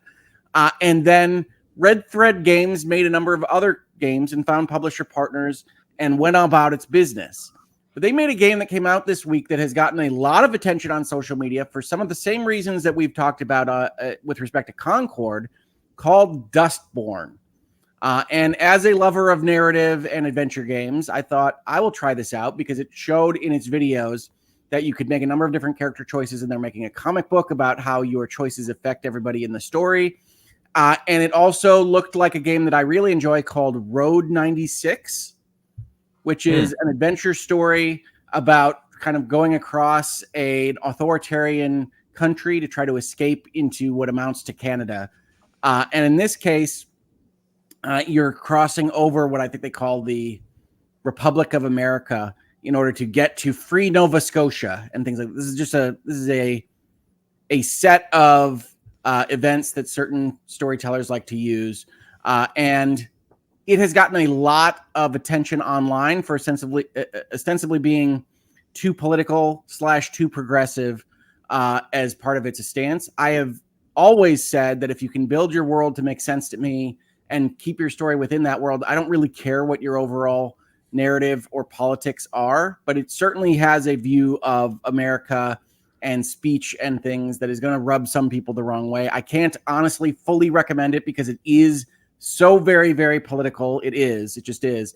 But on a storytelling basis, it's essentially kind of a New Mutants type story where people have magical powers and are being hunted down by various authoritarian governments and powers and trying to escape across a country that is hunting them down. And it's a well-told story. Mr. Tornquist is, in my opinion, one of the better storytellers in video gaming history, and whose name should probably be remembered along with some of the other big time names in video gaming. But Dustborn is getting a lot of crap online for being too political, and it is too political. I can't recommend it on that fact because it might rub you the wrong way, but it is a good story with good characters and characterization, as well as being very political at the same time. I'll never understand why people don't like political stories, but that's just me. I was going to ask, is it? Yeah, that's a tough one to cover, in the sense of, is it too political because you don't agree with the politics, or is it too political, which therefore comes across as ruining the interactions regardless of your viewpoints? I don't know if that makes sense. It's too political from my perspective because it takes the story that it's telling and then injects real world politics over the top of it and into your face. Like actual real topics, or yes. Okay. Yes. Okay. Like book bans and informational authoritarianism, and the direction that I would argue that probably Mr. Tornquist and his company feels like America is going. Now, he's not from around here. So you also get some of that same feel of people commenting on America from afar, like you get with Rockstar and others. But it is very, very political. I just want to, I want people to know that before they jump in. But it is an interesting game, and certainly the way they tell the story is interesting. You get a lot of kind of ability to control your camera angle for big, long dialogue sequences, which I think is smart, and I haven't seen in these big kind of visual novel type games before. The action is probably a mistake. It's a very simple action system where you hit people with a bat, essentially, and they, yeah, I mean, it's essentially also a political statement. Well, I can't say that it's not, but you hit people with a bat. It's a very simplified action game. I probably would have had it be a turn-based party game because primarily the superpowers that you have are that your words can cause people to do things. Like you can, some of your options are to block out people and make them stop thinking whatever they're thinking, or to trigger people to make them angry. And that kind of thing pops up, including that language. I think the actual power is called trigger. And it's very over the top. I like kind of dystopian speculative fiction. I like thinking about how things can go wrong. Cyberpunk 2077 is political in its own way on this score, but it doesn't exactly graft onto our modern political movement as well as Dustborn does. So I think that's the problem that Dustborn primarily has. But I did want to mention that this is one of my favorite writers and storytellers in the medium, and I expect the game to play out in a way that's interesting at the end. But it does have a lot to take on if you don't want to discuss modern American politics as part of your video game experience. Mm. Okay. So I wanted to mention that game. Yeah, really quick Hogue notes. Jeez. Sorry. So if I look at the reviews, it's going to be a bunch of 5s and a bunch of 1s, I would assume. I think even the people that maybe like it can get up to like an 8. Probably. It's doing some interesting stuff. Okay. All right. Fair enough. Cool. It's around a 7 on average in terms of review scores. It looks like it's right at the top 6 in Metacritic, but whatever. Okay. Interesting. I had no idea. I saw people talking about Dustborn, but I didn't pay any attention to it, so I didn't know what was going on with that. So I saw it was Red Thread. It's actually published by Quantic Dream. I didn't even know they had an indie publishing arm. But that explains the politics. Does it? The French company? Yeah. So it's published by Quantic Dream. It's made by Red Thread Games. It has been entertaining to me as someone that likes narrative games. I don't think you ever have to agree fully with what a game or other piece of media is trying to tell you. I just think you can be too polemic and too lecture-y in what you're trying to say. that it can impact the enjoyment you have from that media. I would say like course. politics are in a lot more games than people give credit for, and like pretty much every science fiction has politics at some level because it is speculative on humans and where we're headed. But like you saying Quantic Dream, I think of Detroit Become Human, a game that I would describe as extremely preachy and like obnoxiously on the nose with some of its like metaphors and stuff like that, to the point where it just makes you roll your eyes. So I think there's a right way to do it and a way that is hacky. So I have no problem. Is obnoxiously on the nose. I think that's true. Okay, yeah. So then there you go. That was another Quantic Dream game. That's why I said it explains the politics, because I remember, I think that was their most recent game, right? It was. Yeah, and that game was very. It had. I can't even say some of the stuff in that game because it makes me laugh. We talked about it before. Yeah. It's fine. Okay. Any other games you want to mention, guys? No, that was it. I wanted to keep it quick. I know I had a little story to tell, but I just had the one game I wanted to mention, and I have a lot of games I have seen at Gamescom coverage that I want to talk about. Yeah, a lot. Yeah. Travis, anything else to call out? I'll skip them. I don't know if anything I can really talk about yet. Anyway. It's fine. We got plenty of games to talk through here. Some of these you can probably comment on anyway. So, was I able to talk about Splitgate last time? You talked about it last week. I don't know if you were allowed, but you said it. Okay, great. Cool. Let me get the super chat real quick from Vault Boy, since it's relevant to what we just talked about. Vault Boy 50s gives 5 Canadian bucks to write. This is why I appreciate Hogue. He brings up more under the radar type of games like Dustborn, which I'm playing on PS5. Great call out. There you go. And yes, Travis will read your words exactly. So you may want to spell check before you get in there. But appreciate you, Vault Boy. Good to see you, my friend. Hope you are doing well. And Elu's back with another super chat. Look at this guy. Elu Spook offers a wrench and $5 to write. Monster Hunter Wilds looks incredible.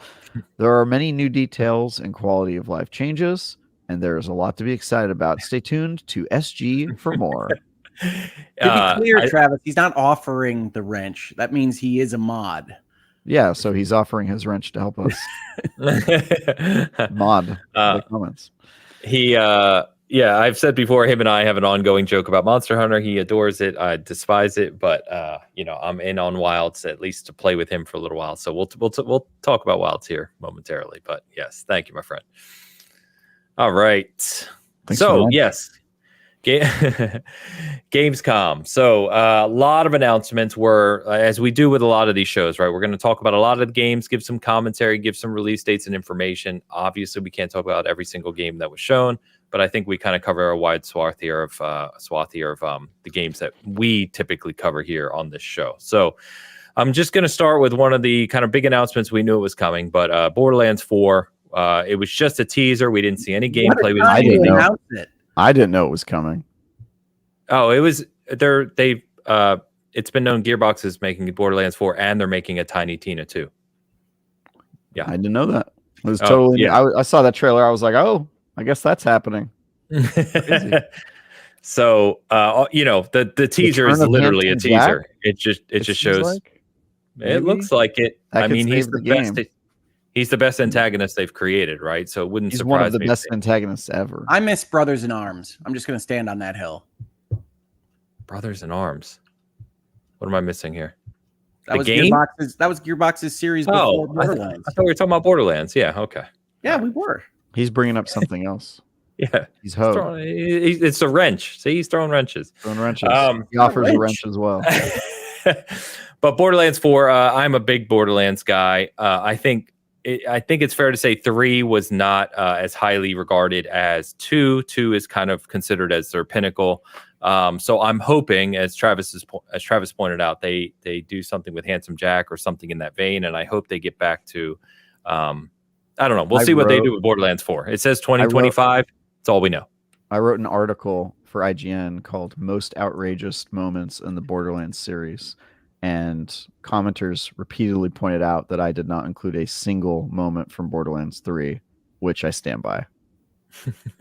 Like a lot of them. I can't remember what happened in Borderlands 3, so that's probably one of its issues. I think you get sad is what happens in that game, canonically. I don't think it's as bad as people.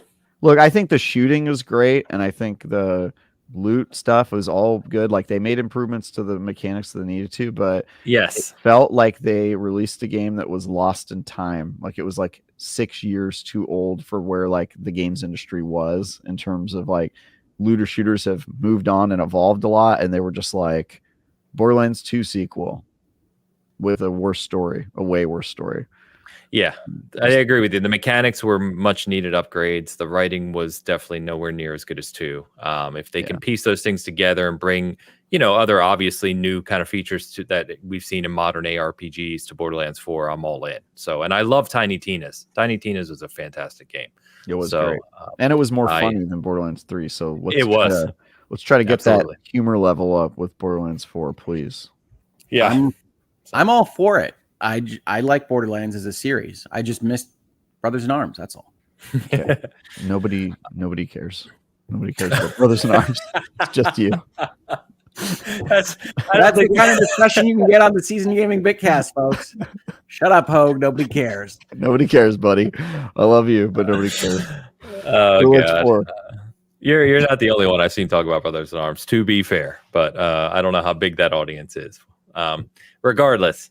What I hope gets a really big audience, and we've talked about this the past couple of weeks, but Kingdom Come Deliverance 2 was shown a lot at Gamescom. It had a big presence. We know it's coming out February 11th. They had a big gameplay showcase. People got to play it, check it out. So collector's edition announced for those weirdos like me that buy those things. But it's all good news. It's looking fantastic. I watched most of the gameplay demo that they had.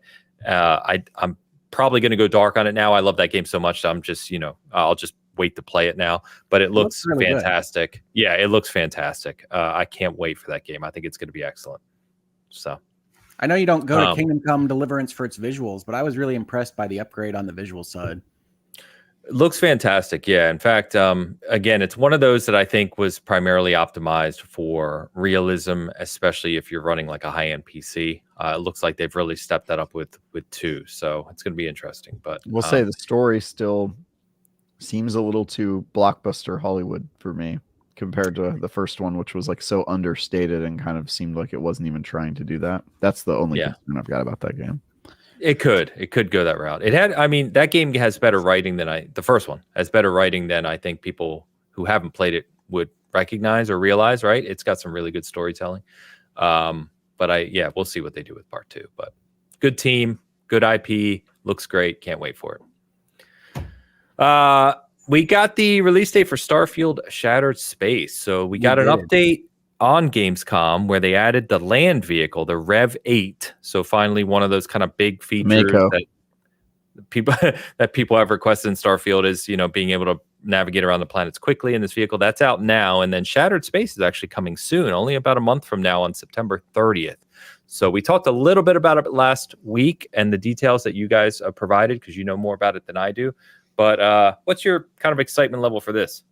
This is smaller than I thought it would be, at least as described so far. So I am not as excited as I was before I knew anything about it, which is probably not the direction you want to go in. But I am happy to have a car, or I would be if I could afford it. I went to go buy it in my Starfield game. I do not have enough credits. So I have to go. I thought you just got it. I didn't know you had to buy it. Now you have to buy it from the vehicle dealer. And I do not have enough credits, so I have to go earn some money. But yeah, Shattered Space, I want it to be good. I'm a Starfield fan. I like Starfield, but it doesn't appear to be as big of an expansion as I would have hoped. Okay. Game that underdelivered seems to be releasing expansion that will underdeliver. Headline. There it is. Surprise. Everyone's really surprised about that. Yeah, I don't know. We'll see. Maybe I'll play it. I don't know. I'm not super optimistic about this one, guys. Starfield is a weird one. Like, it seems like there's such a gap between opinions on Starfield. It's one of those games that you know people really adore it. Some people like 10 out of 10. Other people really disliked it. I'm probably in the middle somewhere. I only put about 40 hours. I figured I'd go back to it after it gets all these updates and the expansion and stuff, and I will. But it didn't hit the way I wanted it to. It didn't grab me that way. It doesn't grab you. It's It's like a world to live in, but it's not. It doesn't grab you like a Skyrim or a Cyberpunk. Yeah, exactly. Yeah, like those games, Witcher, all those other big RPGs we talk about where it's like it's got you, and I'm going to lose 300 hours to this game. It didn't do that to me at all. It was like I was kind of trying to force myself to get into it, and it never really did for me. So we'll see. But one that is the direct opposite of what I just said is Diablo 4, Vessel of Hatred. We have talked a lot about Diablo 4 here. Yeah, that game rocks. Vessel of Hatred looks incredible. Some of the things they talked about or highlighted, I should say, because there's been a lot of coverage of Diablo 4. They covered it a lot at Gamescom. I actually had to turn off some of it because they were going through like the areas and literally everything. Yeah. And I was like, no, thank you. So we've talked a lot about this already, but just a reminder, it comes out October 8th, so it's not even that far away. The big thing they were highlighting generally were the mercenaries, which are like these updated kind of companions, and then they talked about the Dark Citadel, which, Travis, you may know more about this, so let me know, but the game director described it as a co-op PvE dungeon with puzzles and mechanics, and to a lot of us, I heard raid. So I don't know, it sounds almost like one of those kind of, an ARPG raidish type area or mechanic in the game. Do you know any more about this Dark Citadel? I would really appreciate if people would look on IGN later this week. Okay. Just saying. Yeah, I have some stuff to say about Diablo Vessel of Hatred this week. Okay. I can't go into it. Okay, fair enough. So you'll see more I this think week. What's interesting about what I did see from the coverage of Vessel of Hatred is kind of watching them take little bits of the seasons that they liked or worked or were working through during the seasons and having them implemented in the expansion. I like to see that. Again, I'm not usually a live services guy, so this is probably how all these things work, but it is interesting to see them kind of take the bits and pieces from the seasons and put them into something big and permanent in the game like Vessel of Hatred. I also wanted to give people an update.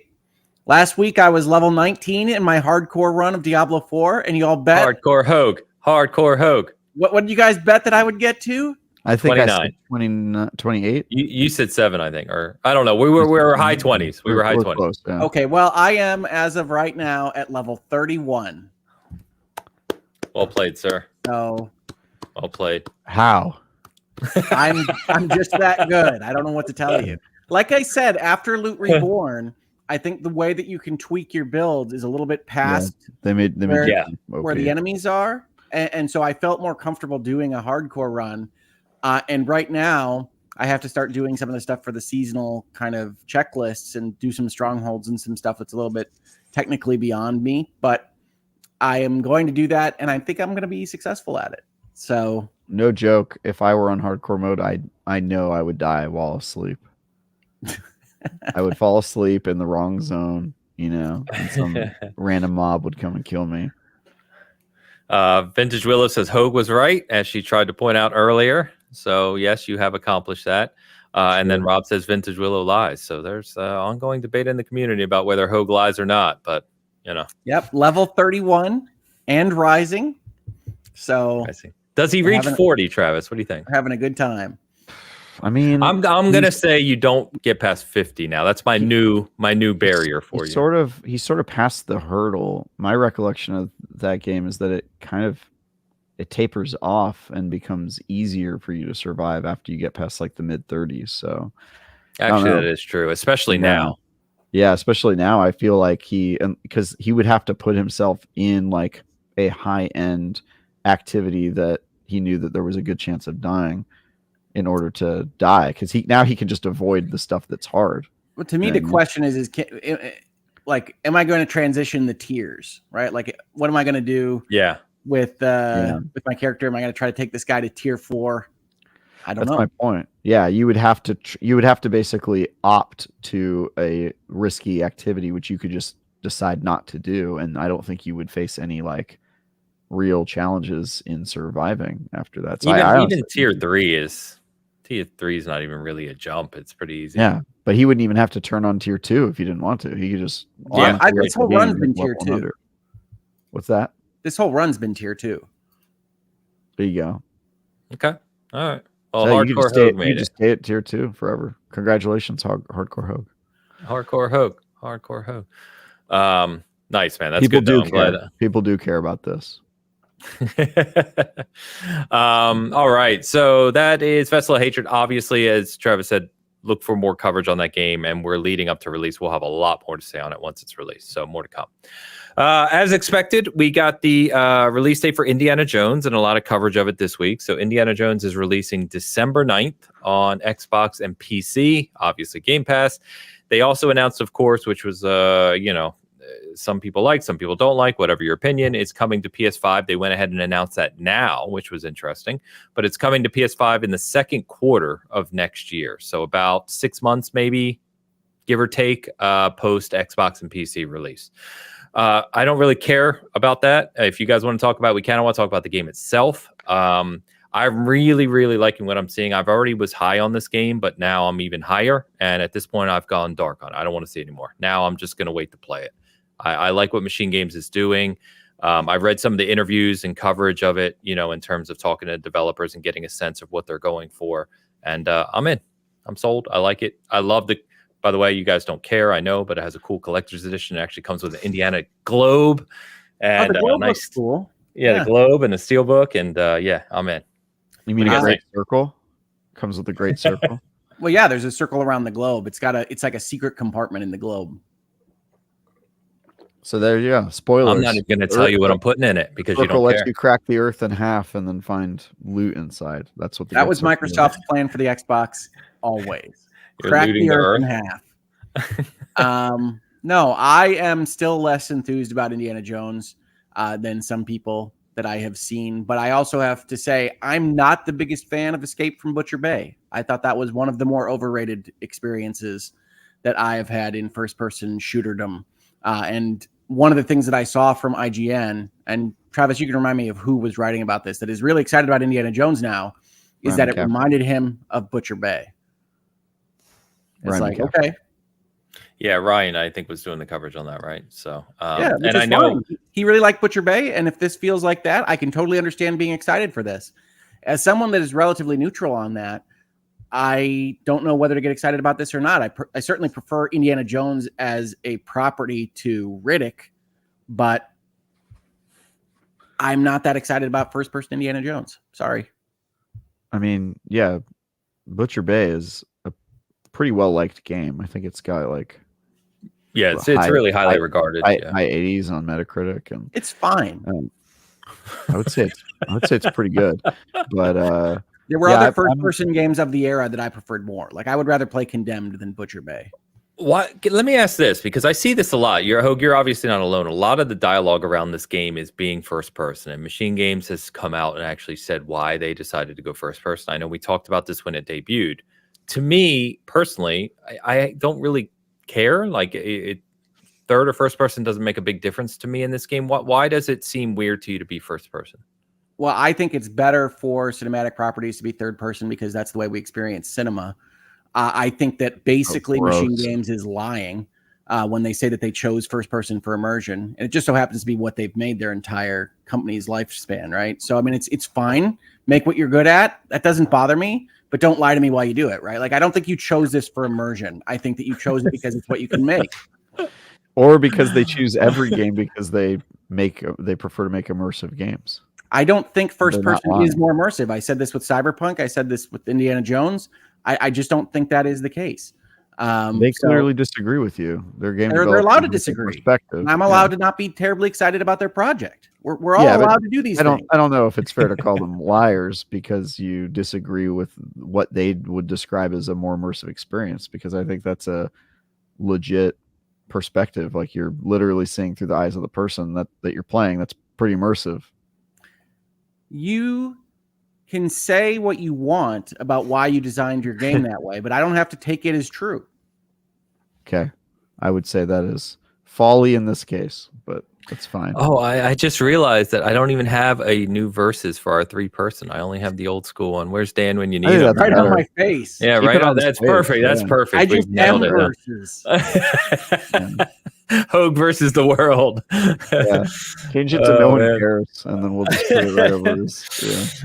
But I was just curious because it doesn't bother me at all. People who have played this game and they say it's great.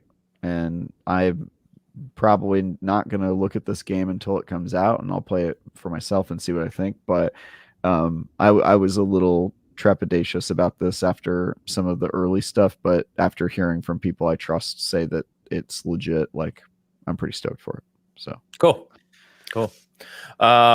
Yeah, so we'll see. I'm excited about it. Obviously, it's coming out in December. We'll talk a lot more at that time. The other one that the other big Xbox one that was showed, I know Cog and several others, and Maddie and some of our friends got to check it out and interview the team at Obsidian, is around Avowed. We already knew that Avowed was delayed to February. But the gameplay looks really good. Travis's favorite people came out this week because it was announced and confirmed by Obsidian, and I know this is one of the topics, has come up, that at least on Series S and X, it is going to be 30 frames per second. So I don't know how much you guys care about that. Not a big deal to me as usual, because I'll just play it on Xbox. I'll play it on PC where I can adjust it as necessary. But I think the game itself and the impressions that I've read about Avowed and the people I've spoke to about Avowed have been very positive on it. So that was great to hear. So the frame rate doesn't bother me personally. I can see why, if you're only an Xbox owner, you would hope for a 60 FPS performance mode. I will just say this before you guys comment. I think the one thing that does bother me a little, because we heard the same narrative with Starfield, right? And then however many months after Starfield's launch, we get the 60 FPS mode, right? I don't know why they're not building those options ahead of time. I don't know if it's time. I don't know if it's some other reason, but it just, we've had this conversation many times. People expect a 60 FPS performance mode in these games. I don't know. And I would bet everything that we'll get one for Avowed a few months after launch. So I don't know why they have to go with the narrative of this is the way we want to make the game, when we all know they're going to make a 60 FPS mode afterwards. it probably just has to do with optimization. Like, it's probably, it could just be time. And if you want to have a 60 FPS mode at launch, you'd have to delay the game by like 9 months, and there's no way that they're going to do that. And so, I don't know. I mean, I think open world RPGs are fine at 30 FPS. I don't think it really impacts the game too much. And Starfield was fine at 30 FPS. It had other problems, but it just depends by game to game how it actually feels and how it impacts your experience. And I think it'll probably be fine. Yeah. And I'm very excited for the game. I don't want the conversation to be there. They've given you the option with Starfield, and I think, frankly, the fluctuating frame rate and the 60 frames per second, losing some of the kind of lighting that you get in the 30 frames per second, is the wrong call. Now, I don't want them to make that call for me necessarily. So I agree with the people that like to have the options, but I do think Starfield is a better product at the 30 frames per second. That said, I want to say one thing about Avowed, which is that I have been on the record saying I'm not so enthused about this game. I haven't seen anything that's very exciting. This Gamescom was the moment that turned. Avowed looks fantastic. I am very much looking forward to Avowed. It looks wonderful. Oh, yeah. I love the codex stuff they have that they had in Pillars of Eternity. I love the quest that they showed at Gamescom. It had a number of twists and turns that I really liked. I think Avowed is going to be wonderful, and I'm very much looking forward to it. Have faith in Obsidian, Hogue. I need to have more faith in Obsidian. Sorry. I think Avowed looks great. Cool. Yeah, it does. It does really look good. I think it's going to be good. They've also had the time to put in this. I was thinking about how long we've known this game is in production, and it's been a while. And it was probably even working. They were working on it for sure before we even knew about it. So I think I think they're going to have a winner. Yeah, and by the way, as Mo and Yavin point out in the chat, they did say that's a baseline. So I think it's pretty assumed that they're going to add 60 FPS in time. Yeah, it's and it's 6 months. Is it 6 months? Yeah, 6 months till release. So they've got time. So we'll see. But it looks great. Very excited about that one. Let's get into some other announcements here. So we got a new Dying Light game coming. And these are in no order, by the way. These are just a whole bunch of the random games. So Dying Light The Beast is what it's called. It is a standalone game coming from the team at Techland. It's a new region in the Dying Light universe. And from what Keeley said, it looks to be around 20 hours of content, which is a very different narrative from what they did with Dying Light 2. So I'm kind of thinking that they're going for a standalone but more condensed package here with this. That's why it's not Dying Light 3, maybe Dying Light subtitle. But it looks like Dying Light. So I don't have a whole lot on this. I like Dying Light 1 a lot.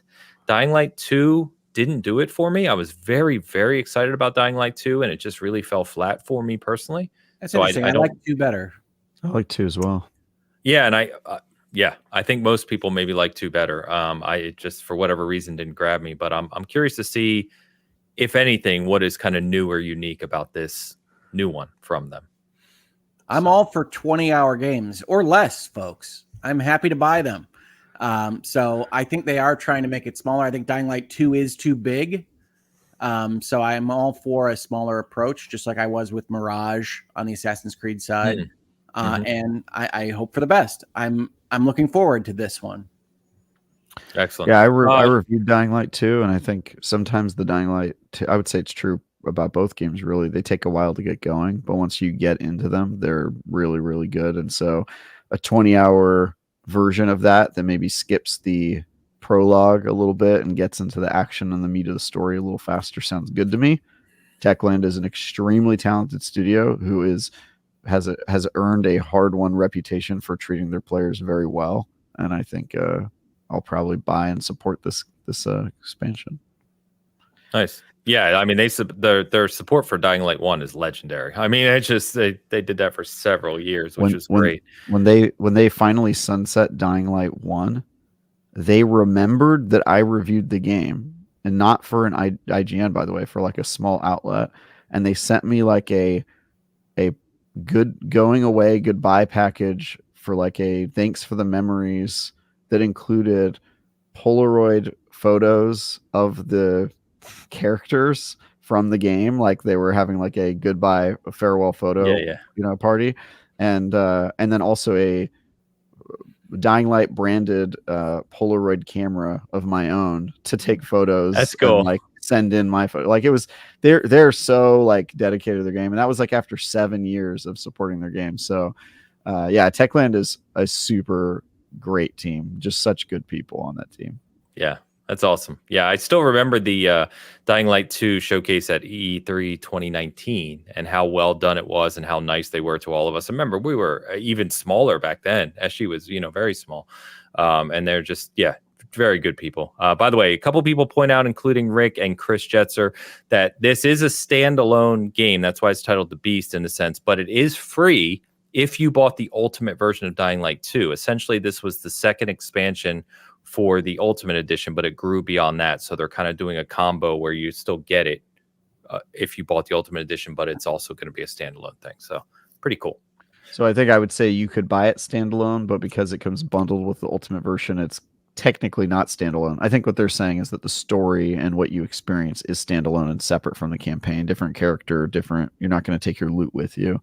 So functionally, it is standalone, but that's funny because that's exactly the same fact pattern as Mirage, right? Mirage was going to be an expansion to Valhalla. There it is. There were people asking where it was, Travis. Mirage. But that was going to be an expansion to Valhalla, and then it kind of grew, right? Was it? I don't remember that. I believe so. Yes. Okay. Cool. Turning a sharp corner of game type anyway, we've got Lost Records, Bloom and Rage. So the new game from Don't Nod Montreal. It's releasing February 18th for Chapter 1, and a month later is Chapter 2 on March 18th. And as we keep joking here, it seems week after week, and we're only in August, more and more games are already showing up in February of 2025. It looks like it's going to be one of those months again. But anyway, this is the latest game from Don't Nod. Obviously, it's got that Life is Strange DNA. I know that Don at SG, we were talking about this the other night. He's a huge, huge fan. He may actually be reviewing that for us, possibly. But it's not my type of game. I don't play a lot of these. But what are you guys' thoughts on this? Any updated commentary? Well, it is my type of game. I don't have enough to be excited about, right? They're mostly selling it on pedigree. We made Life is Strange. And I don't know about this one. So much depends on the characters and the story. Of course. But I do like Don't Nod. Though I've had some frustrations with them playing through Banishers. So I will play it. It's my kind of game, but I don't know whether it'll be any good or not. Sure. I think the writing and characters are so critical in games like that. So you don't really know until you experience it, whether it's going to really hit the same way for you. Yeah. Well, that's why Life is Strange was so popular, and like the other Life is Stranges are not as popular. Yeah, very fair. I'll play this one. Hey, Travis, you can be my '90s musical buddy. Hell We yeah! can kill different people in the narrative. Looks It'll be good. great. Look, the Life is Strange games aren't perfect, but they are unique. There's no other games like them, and I think that alone makes it worth my time. Cool. Obviously, I have to shout out the team at Odd Bug Studio for Tales of Iron 2. Was a winner, which got a release date, which is going to shock everyone. Boys. February, it's coming out. So yet another one. I know that's a smaller game, but don't sleep on it. First one's great. This one looks even better. How do you pronounce that month? February. He says the R. He believes in the R, Travis. Why? February. Is that weird? Yeah, it is a little weird. I mean, that's weird. I don't have a problem with it, but yeah, it's a specific way to pronounce the name. February. Yeah. Yeah. Isn't that what it is? That's how it's spelled. That's not how most people pronounce it. Oh, okay. Yeah, that's fine. I'm not most people in a lot of ways. Tales of Iron is fun. Yeah. Yes, great game. You should definitely play that, Travis. You'd like it. We said that last week, I think. I've not played any of these rat games, but I am familiar. I think I own Tales of Iron 1. I just never got around to playing it. It's awesome. It's good. We got a couple that looked shockingly similar. So we got the new game from Tarsier Studios, which did Little Nightmares 1 and 2. We've talked about this. So we finally got to see what they're working on. It's called Re-Animal, and it looks shockingly similar to Little Nightmares. But there's a couple differences here. So it's got the same type of aesthetic, if you will, very horror-esque, etc. The thing they called out that's going to make this game different, obviously different characters and stuff, but it's actually co-op. So there's the two players on the screen like Little Nightmares 2, but it is co-op, either online or local. And when you're playing by yourself, the second character will be AI. So it's going to be two characters the whole time. They also noted that within the game, there's actually different islands that you will go to. You will travel between those on a boat. They didn't really give more specifics about it just yet. No release date on this one, but it looks, if you liked Little Nightmares 1 and 2, definitely check out Re-Animal because it looks right up that alley. I hate the name. Weird name. Yeah, I hope it obviously has some. Re-Animal? I'm just, who... Imagine. I mean, if you watch the trailer, it's obviously supposed to play on Reanimate. It's got this goat-looking creature that and I guess we'll see what happens. But I do trust.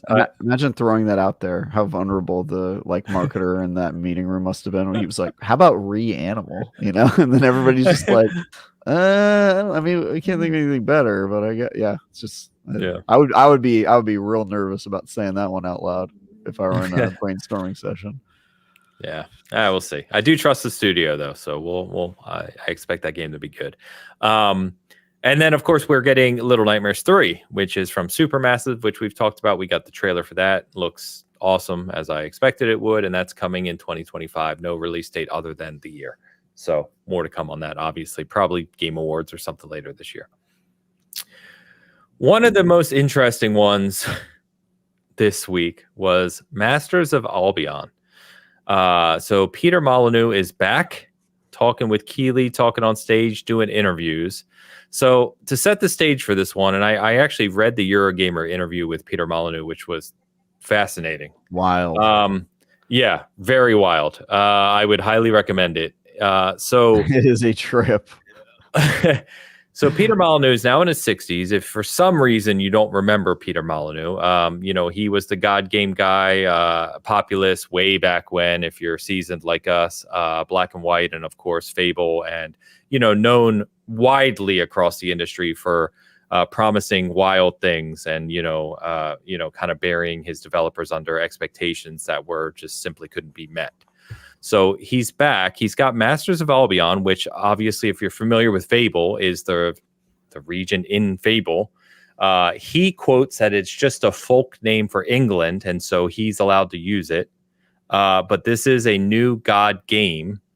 and basically saying that he has a team that has some of the former devs from the classic Fable games, but this is a God game at heart. It's not like an RPG like Fable. So I don't know. Someone actually apparently asked him of like, do you have license to use Albion? And he was like, no, I didn't, he didn't think he would need it. It's not like an IP, if you will. So, it's an interest.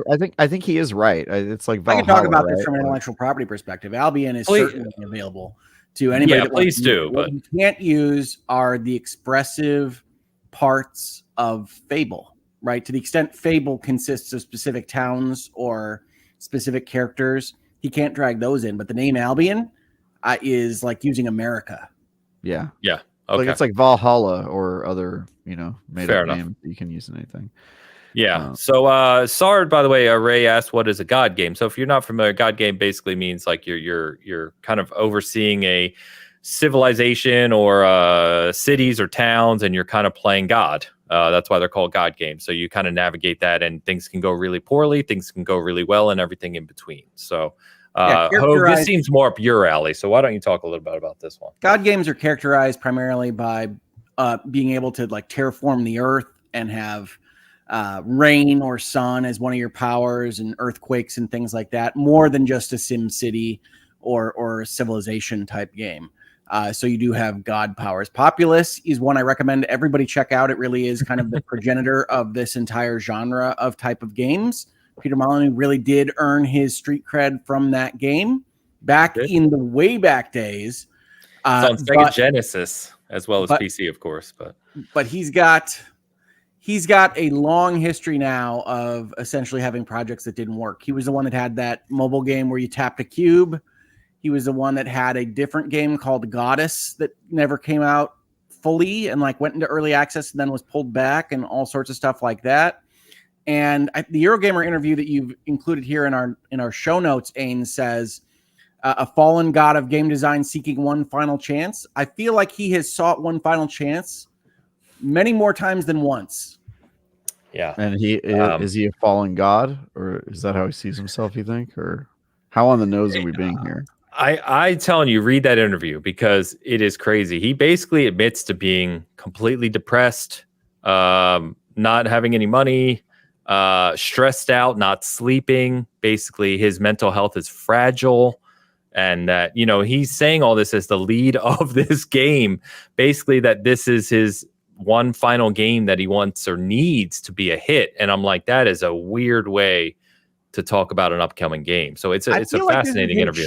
I feel like this is how he has gone out with his last couple of projects, with a full-on sympathy press as part of their marketing. And I feel bad for anybody that's going through all the stuff that you mentioned. And if he is, I feel bad for that. But that certainly doesn't mean that you have to back him up in the state of commerce or the project that he's working on. I hope it's great, but I have no reason to believe it will be.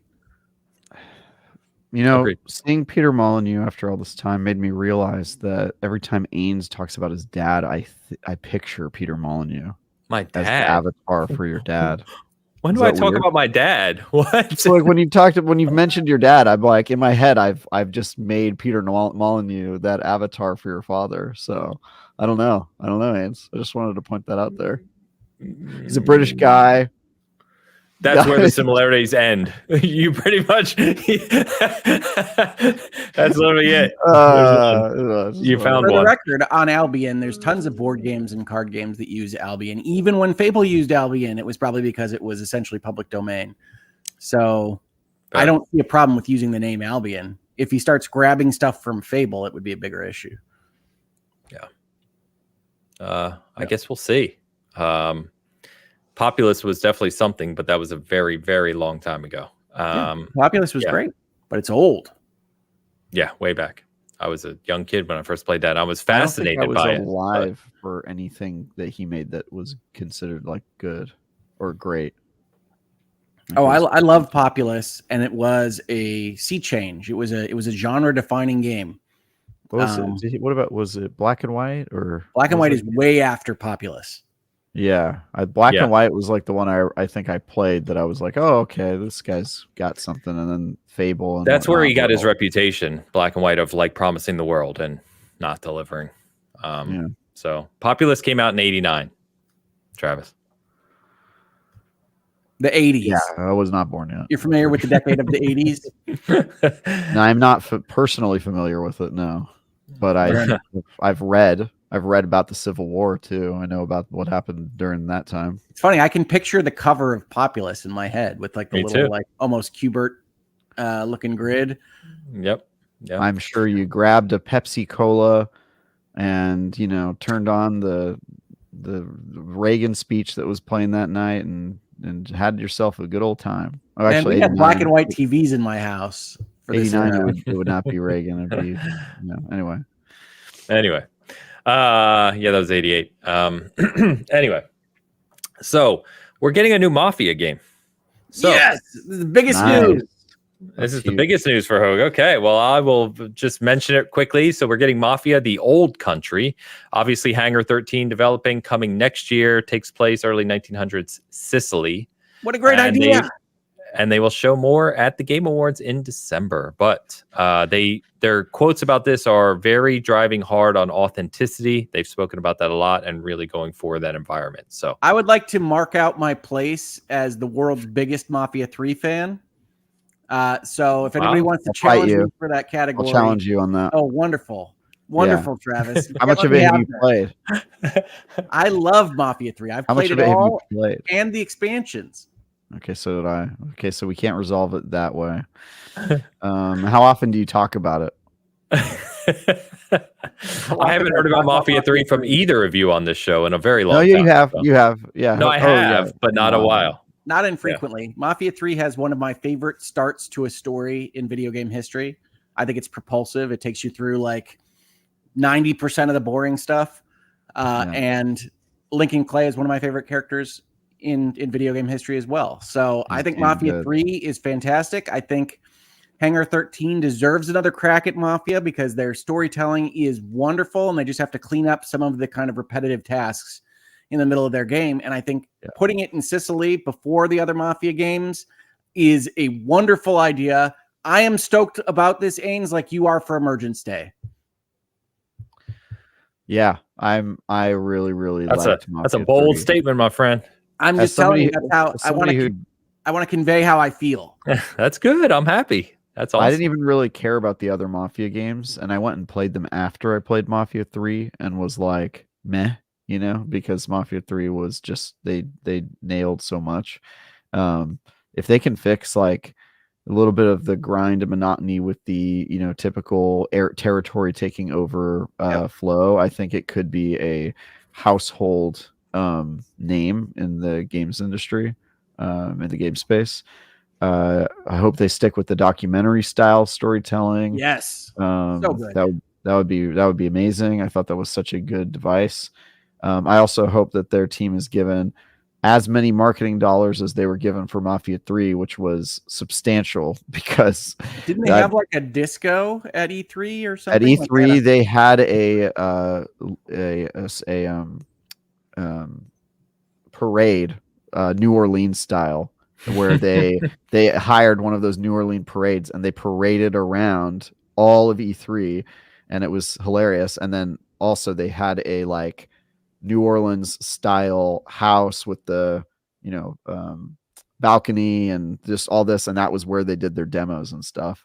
And it was amazing because I was like, wow, they're really going all out. They must really believe in their game. And then when the game came out, I was like, no wonder they believed in it. And I feel like these games get overshadowed a little bit by some of the other open world sandbox games like Rockstar, Grand Theft Auto, and stuff like that. And I do think they're very different styles, and I think Mafia deserves more attention. So yeah, Mafia 3 is amazing. Such a good story in games. According to my wife, I once told her about Mafia 3 while sleeping. So that's how much I think about Mafia 3. I want a recording, D, of Travis talking about games he likes while he sleeps. Apparently I do that, and also write code in my sleep, according to her. Okay, so, I didn't know where you're going with that. Awake, so there you go. Yeah. Yeah, so that's great. I didn't realize you guys were such big fans. That's awesome. I do think that going to Sicily, old country, I like that idea. That could be really, really well done. So yeah, I'm excited for it too. I'm not a huge Mafia fan, but I'll check it out. I'm so glad Hangar 13 gets another crack. I was worried they were going to have the series pulled from them. Me too. So I'm so excited about this. Ready? I'm gonna anger both of you at once. So a few years back, about a year or two after Mafia 3 came out, they had this collector's edition, which came with like the records and all this stuff, right? And they were clearing them out at 2K, and I got it for like $20 or $25, big box. Never opened it, never played it. Oh God! Yeah. So still I haven't just played 3. say Mafia 3 is fantastic, and I love it to death. Dude, you could play it now. I made D play it because I was like, you have to play this. And they like revised it and touched it up and everything. Yeah, too. there's a Like, remastered yeah. version. Honestly, Ains, you should play it now. Next time we make you have to do something terrible, we should make you do that instead.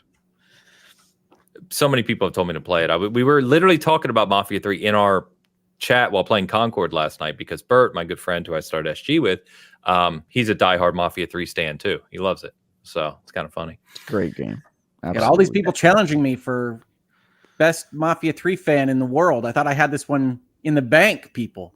Now, I from everything I've heard about it is that a lot of people really liked it, but all I've ever heard about that game is the story's fantastic. A lot of the aspects are fantastic, but the stuff you do in between those segments is really monotonous. That's all I've ever heard. That is exactly accurate. Yeah. That is the game. Yeah. Cool. That's fine. By the way, Denise said, it is insane how much Peter Molyneux has fallen from grace. When I was a teen, he was bigger than Kojima. Gaming journalists would wait hours for a tech talk about Fable 2. And yeah, he was a king in the industry for a while. Yeah, no doubt. All right, I have to mention this. Elu's going to get too excited, as are probably the gigantic community this game has. But Monster Hunter Wilds, it's coming next year. We got a new look, including, if I have this right, I am not the Monster Hunter expert, but we got to look at 2 new major monsters, primarily this crazy looking spider thing, which actually looked freaking awesome. I'll give them credit there. Spider thing, and then a dragon as well. They also showed off, excuse me, kind of a new, I think the new home base town, whatever. There's probably a name I don't know that's going to be in the game. Sadly, we did not get a more specific release date. It is just still 2025. So not sure exactly when that's going to release. But the new footage was cool. I know from what I've seen, the Monster Hunter stand, very, very excited. So, yeah, I have no doubt it'll be excellent. I have a tendency to fall off the Monster Hunter games a little bit. I like the smaller versions like Rise a little bit better than, what is it, Worlds and Wilds? But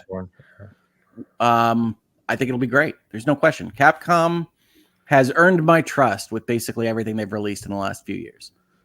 Capcom's way up there, no doubt. Yeah. Yes, the people I know who got to preview this game are extremely hardcore into Monster Hunter. I pretty much only play. I'm like the opposite of Hogue. I get kind of bored by the smaller ones because they strike me as really too grindy. But Worlds was the first one that I ever like fell deep into and was really into. And Wilds, it sounds like, is in that same tradition and legacy. And the people who I know who played it say that it is everything that they hoped that it would be. So it's going to be a big one. It is. That game's going to sell gangbusters, no doubt about it in my mind. So I am looking forward to checking it out. I give Elu and friends a lot of crap, of course, but I am looking forward to checking it out. I hope I can get into it. It does look great. I really liked what I saw at the show. And I got to preview it, like I said, at Summer Game Fest. Not play it, but we got the producer demonstration, and it looks great. So more to come on that in the near future, of course. By the way, been a great crew with us today, over 250 people steady. So please, as we've commented, every once in a while, please hit that like, leave us a comment. You know, the usual YouTube stuff. It helps us out. We'll just quick mention for that. But moving on to another game that I'm excited about, which I think looks really unique and cool, is the first Berserker Kazan, which by description is a hardcore action role-playing game. The main character we learned this week was, or will be, voiced by Ben Starr, of course, from Final Fantasy 16. Where isn't that guy? I was just going to say, he's not in the Mario games. He tried. He's shown up everywhere. The Mario games. There is going to be a technical test in early October for about a week, but the game itself is coming out next year. I believe the tech test is only on Steam. So if you're interested in that game, you can check out, maybe sign up for that. But I think it looks really cool. I like what I've seen of this one. I don't think I saw a preview of this. I don't recognize the name, but there's been like 600 games this week. A lot of games. Yeah. Check this one out. You might like the footage. It looks like a hardcore ARPG, but it's got the kind of animated look to it. More of a like anime look rather than hardcore. By the way, I get this quick super chat because I didn't want to wait until the end here, but quick one for you. Glyphere gives me $2 to write "All Hail the Mafia" series. There you go. The Mafia fans were out in I don't know the word I'm looking for. Enforced this week. Oh yeah, dude. You could almost say that they're a mafia. I'm almost never excited by the One More Thing announcement, but the Mafia 1900 announcement was the One More Thing at Opening Night Live. I lost my mind. I've never been more excited for one of those kind of little teasers. So cool. That's great. Yeah, it was really awesome. Cool. Glyphere, thank you very much. Appreciate you. All right. Where am I here? So we talked about this one when it was first shown. I think it was shown at Summer Game Fest, but No Room in Hell 2.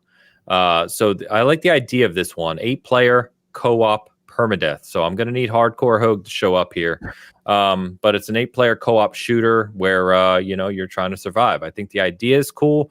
My worry with these games, I think similar to GTFO, which you were telling me about, Travis, which I still haven't played, by the way.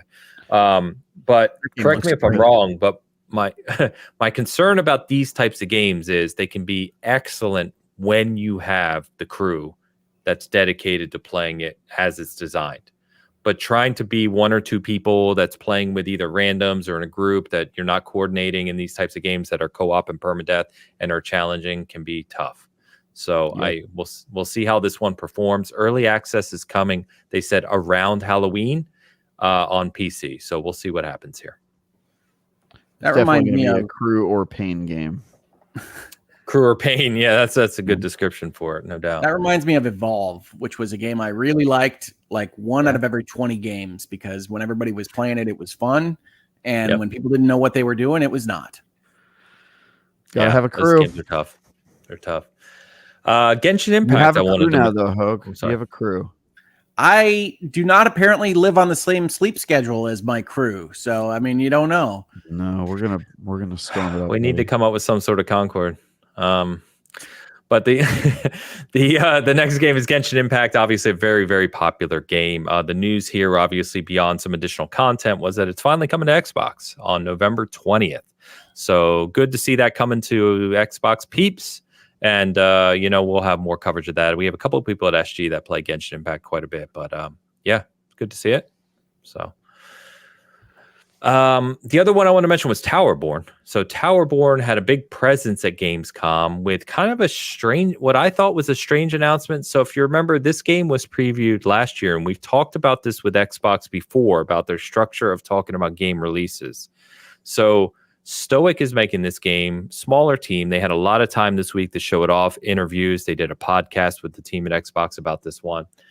But then they announced that it's coming to Steam early access on September 10th, which, by the way, is only 2 weeks away, basically, which is awesome. But that it's now not coming to Xbox until next year, which kind of strange given that the preview that I played for this was on Xbox. It was in the game preview program on Xbox. And basically what they said is that they want to run this through early access and continue to revise it for a while before they do the full release. So I don't know. I found this a little strange personally, especially considering the early access was already on Xbox and they had advertised this as a 2024 release for Xbox. But here we are. Who makes this? Stoic, who made Banner Saga. Okay. I believe. Someone can correct me if I'm wrong, but I think I have that right. I know it's Stoic. I'm pretty sure they made Banner Saga. This is the one that is a side-scrolling co-op ARPG, Castle Crashers meets Dragon Crown type thing. Mm-hmm. We talked about it a little bit last week. Yeah. So don't mind the early access approach at all, but it's kind of, I don't know, it felt strange. They advertised an Xbox release all year since last year. And now they're like, it's coming to Xbox next year. We're going to start on Steam. So. I do get the impression that the developers get more and better feedback from going through early access on PC rather than the console approaches to that. So probably. I suspect that's informative of what they're looking for, but I don't know. I have a feeling these delays are less about like technical issues on Xbox and just the general time it takes to deliver a game onto a unique platform, and Xbox being such low priority right now, and also it kind of them sort of having the social go ahead from players to just skip Xbox too, because it seems like nobody really blinks when they just get skipped or delayed. Well, this is still going to be an Xbox game, right? It just is for some reason after Steam by like a good amount. I think it's after Steam true. because if you're going to spend development time on putting a game together for a platform, why would you prioritize Xbox first or among first, especially if you're bandwidth constrained? I do admit you have to go where the people are. Yep. Yeah. I don't have the definitive numbers there, but I mean, there's probably some truth to it for sure. So. Especially since Xbox itself is like deprioritizing their own platform in terms of like that being the end all be all of where you need to play their games. So it's like, all right, put it on PC. We'll support Well, that's true. I mean, we skipped the Indiana Jones big story a little bit, but them announcing that it goes to PlayStation makes a lot of sense because Indiana Jones is a big cross-cultural pop phenomenon. But it does kind of raise the question of what Xbox is selling. We've talked about it here that they're selling a Game Pass. And when I heard about the Bethesda acquisition, one of the things that I said in my early videos was that I anticipated that they would get these big time IPs like Elder Scrolls and put them everywhere because they make that money and then they can use them as billboards for Game Pass, and was surprised when they said they were going to take some of this stuff exclusive in the way that they did. But it looks like they're coming around to the billboard approach for Game Pass, even if it devalues the Xbox as a piece of plastic under your TV. So I think that's what's happening there. And I did want to mention it as part of the Indiana Jones conversation because I know a lot of people have voiced their concerns about the direction of Microsoft on this. I think that them not keeping their games exclusive, selling them on PlayStation, but then adding the caveat of, hey, but if you play it on Xbox, you don't have to pay for the game because you can just subscribe to Game Pass. I think that's a winning argument. I think Xbox is making the argument very poorly.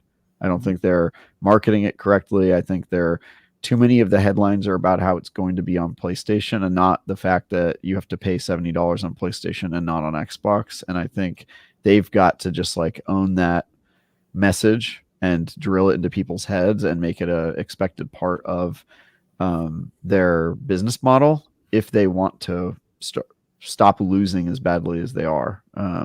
So that's for them to make that argument. But I kind of also viewed that as the winning strategy, Hogue, of like not necessarily making all these games exclusive, but making them way more accessible on Xbox, and therefore you encourage people to choose your platform even though it's not exclusive. But I just don't think that argument is being well delivered right now. Like all I see is people just being like, oh, it's on PlayStation 2, the downfall of Xbox. And it's like, all right, it doesn't have to be that. Like Xbox is going to make a ton of money by it being on PlayStation. And then they can also encourage it being people playing it on Xbox by pointing out the price difference there. So I would say, yeah, I think messaging, and I know a lot of people have written about this, from Jez to Jason to a bunch of people written around the messaging. And we talk about this a lot. The messaging is odd for sure. I'd be careful in saying I would raise some concern of saying they're losing unless you're speaking about console sales solely. Losing is a bad way, I think, to phrase it, considering, they're profitable. They're, the metrics around Xbox are really strong. The MAU, the things they're looking at now. It's just that they deprioritize the actual console box itself. When I say losing, I mean just losing like the culture war, like you know what I mean? Like all you see is like the sentiment online is that it's not going well, and I don't think it really has to. I think that's a Microsoft's fault that's happening because there's a positive messaging. Yeah, there's a muddled message, and I think agree with that. But there's a super positive way to put this, but like all you see is just this like this doom loop narrative of like it's just all going down, and I don't think it has to be that way. I think gamers often have a very simplistic view of the way this industry works and the way these companies compete against each other. Obviously, Microsoft, end of the day, cares about the dollar, not the console war, right? The console war was always a proxy kind of score kept by fans for reasons that are a little bit beyond my ken because I was never that invested in it. But it is clear that Microsoft has either been beaten in or given up on the primary scoring mechanism of the console war. And if you go and look at their financials, the American dollar war is going just fine for them. But people care about the plastic boxes. They do. So I think, Travis, you're right. I just don't know that Microsoft actually cares about winning that particular brain space because they view it as already lost and too expensive to try to gain back. I don't know. I don't know what they're going to look like. I don't think they have presented what they are doing with these acquisitions as well as they could have. I think you have to win that if you're Xbox to some extent, because have to win what? I think you have to win the people caring about your brand and platform and your ecosystem. Okay. Not just buying your game. Because I would say they don't, because I think the next step for Microsoft is probably getting some game that's released on PlayStation that PlayStation should make a bunch of money on and having most of it go into Game Pass and then using that as leverage to get Game Pass on PlayStation. I think that's the next step. I think the next step is the opposite. I think it's a game not doing as well on PlayStation and doing really well on Xbox because it's more accessible on Xbox, and then them using that as a tool to get people back on their platform. Because I think Microsoft, I think they still see the value or really the danger in like losing the home advantage, right? If people are not playing your games on your console, then you are privy to all of the things that the platform owner wants to do. It was the reason that they said that they were going to make the Xbox, right? That argument where somebody said to Bill Gates, but what about 25 like, years ago?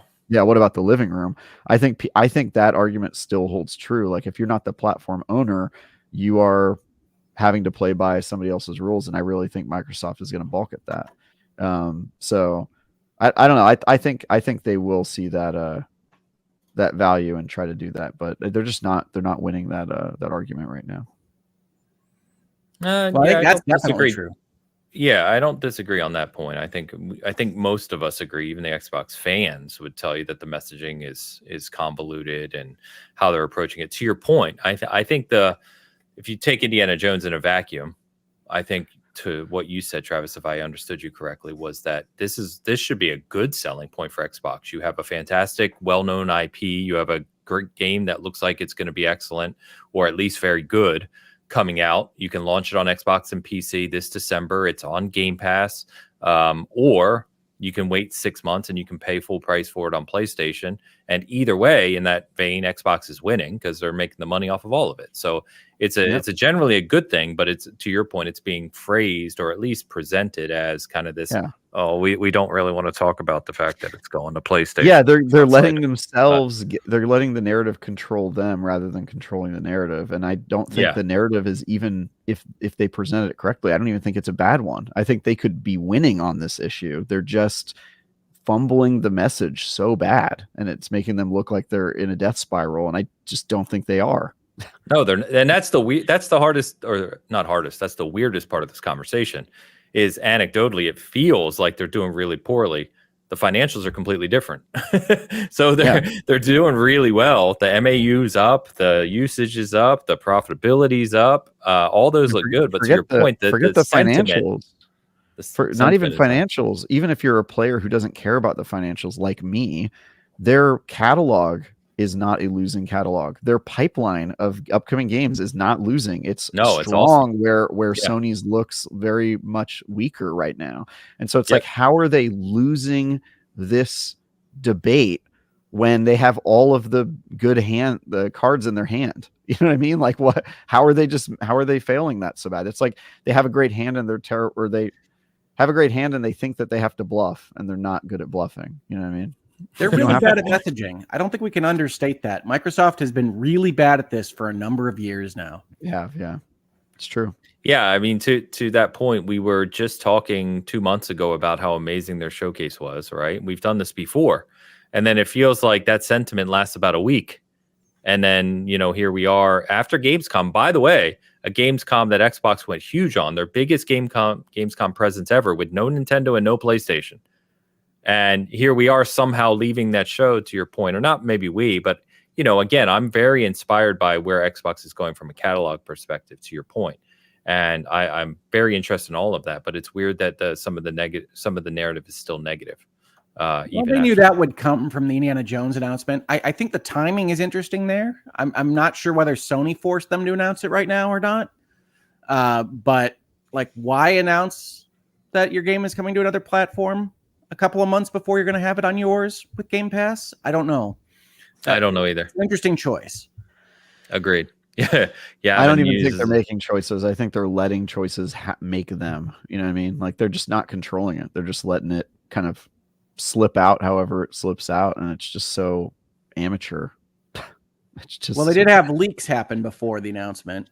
Yeah. So that is a part of the story. We didn't know as always which game was going to come out. Yes, Microsoft always has leaks. That is true. Yeah. They're too big. They're anyway. Bloat goat. A couple more games I want to mention. So Arc Raiders, this is one that was shown a while ago and we hadn't seen in a little while, but I was interested in. It's by Embark Studios, who did the finals, which I talked about a lot earlier this year. There's a beta for this coming later this year. It's now releasing next year, but this is one that went the opposite direction of what we were joking about with Concord, which is this was announced as a free-to-play shooter. It's now releasing next year for $40. And we got we kind of got the press details on that, but they didn't really show much. Again, it was a cinematic trailer. Gonna need to see more of this because I don't really know what they're going for. The press email states that the package has grown a lot and they now feel that this is a premium release that deserves a $40 price tag. So I also hate the title of this one. It sounds like somebody is misremembering the title of the first Indiana Jones movie. I mean, it could be Arc Raiders. Yeah, that's true. Yeah. It's like, hey, Arc what was Raider. that first Indiana Jones movie? Arc Raiders or something like that? Yeah, close enough. I know what you mean, but yeah, I don't like the title of this one. Yeah, we'll see. Path of Exile 2, we've talked about multiple times on this show. Super excited about this one from an ARPG perspective. We did get the early access release date, which I'm hugely pumped for, is November 15th. Same day as PC as console as well, both Xbox and PlayStation. So November 15th, same day as Assassin's Creed Shadows. So that's going to be a big time for games there in middle October, or November, excuse me, because there's a game that releases on the 14th as well, which I'm forgetting right now. But it's about a month after Vessel of Hatred. So yeah, exactly. Yeah. ARPG fans eating good. No doubt. I've played that game. Cool. Excited. Yeah, I've played it. If you've played Path of Exile, you know what to expect. It plays just like the first one, but obviously it's going to have a whole bunch of improvements. More action-y, though. That's the big headline, I think, is like it's less like a passive game style. Like, it's got more kind of like quick responses and back and forth. More like an action game than a RPG, like, traditional ARPG. Fair enough. Silkenit, thank you, my friend. He said Dragon Quest. The Dragon Quest remake is November 14th. So hell of a week for games that'll take your time. Dune Awakening is the MMO in the Duneverse. The Duneverse. There we go. No. Yeah, I love it. Let's add it. The Duneverse Awakening is coming early 2025 on PC. I don't have a lot of invested in this, but there are previews of this if you want to know the details on what this. Travis loves this one, but I have watched this now. This is very much not me. I love Dune, but this is not my kind of game. You should love this game. So this entry in the Duneverse isn't doing it for you, Hogue? I'm not adopting that term. You should like this Duneverse entry. That is my argument. I've seen a lot of this game. Every time I see it, I'm like, damn, they're smart. They're thinking about this in the right way. They have a pedigree and experience with this from Conan Exiles. I think this game is going to be great. Well, good. I also was skeptical before I saw it, by the way. I watched their big deep dive video from Gamescom on this. It's just not for me. Hope said, let's try and get hashtag Duneverse trending. I did not. Duneverse. All right. Last game I wanted to mention from Gamescom Open Night Live, which I know Hogue wanted to touch on. So I had to do a little research on this one, but Civilization 7 is coming. Obviously, Civilization as an IP has a big community. There is a good preview on Eurogamer for this. I'm sure other sites as well. But I read up on it a little bit just to know where the controversy lied, because I saw some controversy around it. So let me read this real quick, Hogue, and then you can kind of give your commentary. And Travis, obviously, can jump in too. But sure. Basically, what the interview says with the game director is saying that after finishing development of Civ 6, and they did their normal post-mortem, the developers of Firaxis found themselves stuck on a dilemma. And he explained, and this is a quote, "We were very, very self-critical in looking at Civ 6. No matter how well Civ 6 sold or what people in the community thought, I was shocked at how self-critical the design team was about ripping things apart that they didn't like." And so with that in mind, the main problem they identified, he said, is that games would stretch out for an eternity without any real moments for players to take a natural break before coming back. He said it meant, quote, "a significant amount of players becoming too exhausted by marathon games to ever finish them." And to find an answer to that, Beach turned to history and recalled a common idiom: history is built in layers. And so for what they're doing with Civ 7, which will no doubt be probably controversial, is they're introducing a new starting system called Ages. And the quote on this is, it's a foundational structure change in how the game functions. Games will now be referred to as campaigns, and they're broken up into 3 distinct stages: the Antiquities Age, the Exploration Age, and the Modern Age.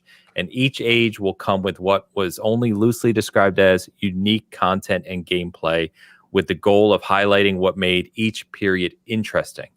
It's sort of like going from trying to tell one really long story. It's more now like Lord of the Rings, big comparison, where we get 3 conclusions, but they are still all together. So that's from the interview. I don't have any dog in this fight. Take it away. I don't find the eras concept the most controversial thing that Civ 7 is doing. I want to say a couple of things on Civ 7. First of all, I'm a big-time Civilization player. I love almost all of them. They make choices in every version that maybe different players will agree with and different will disagree with.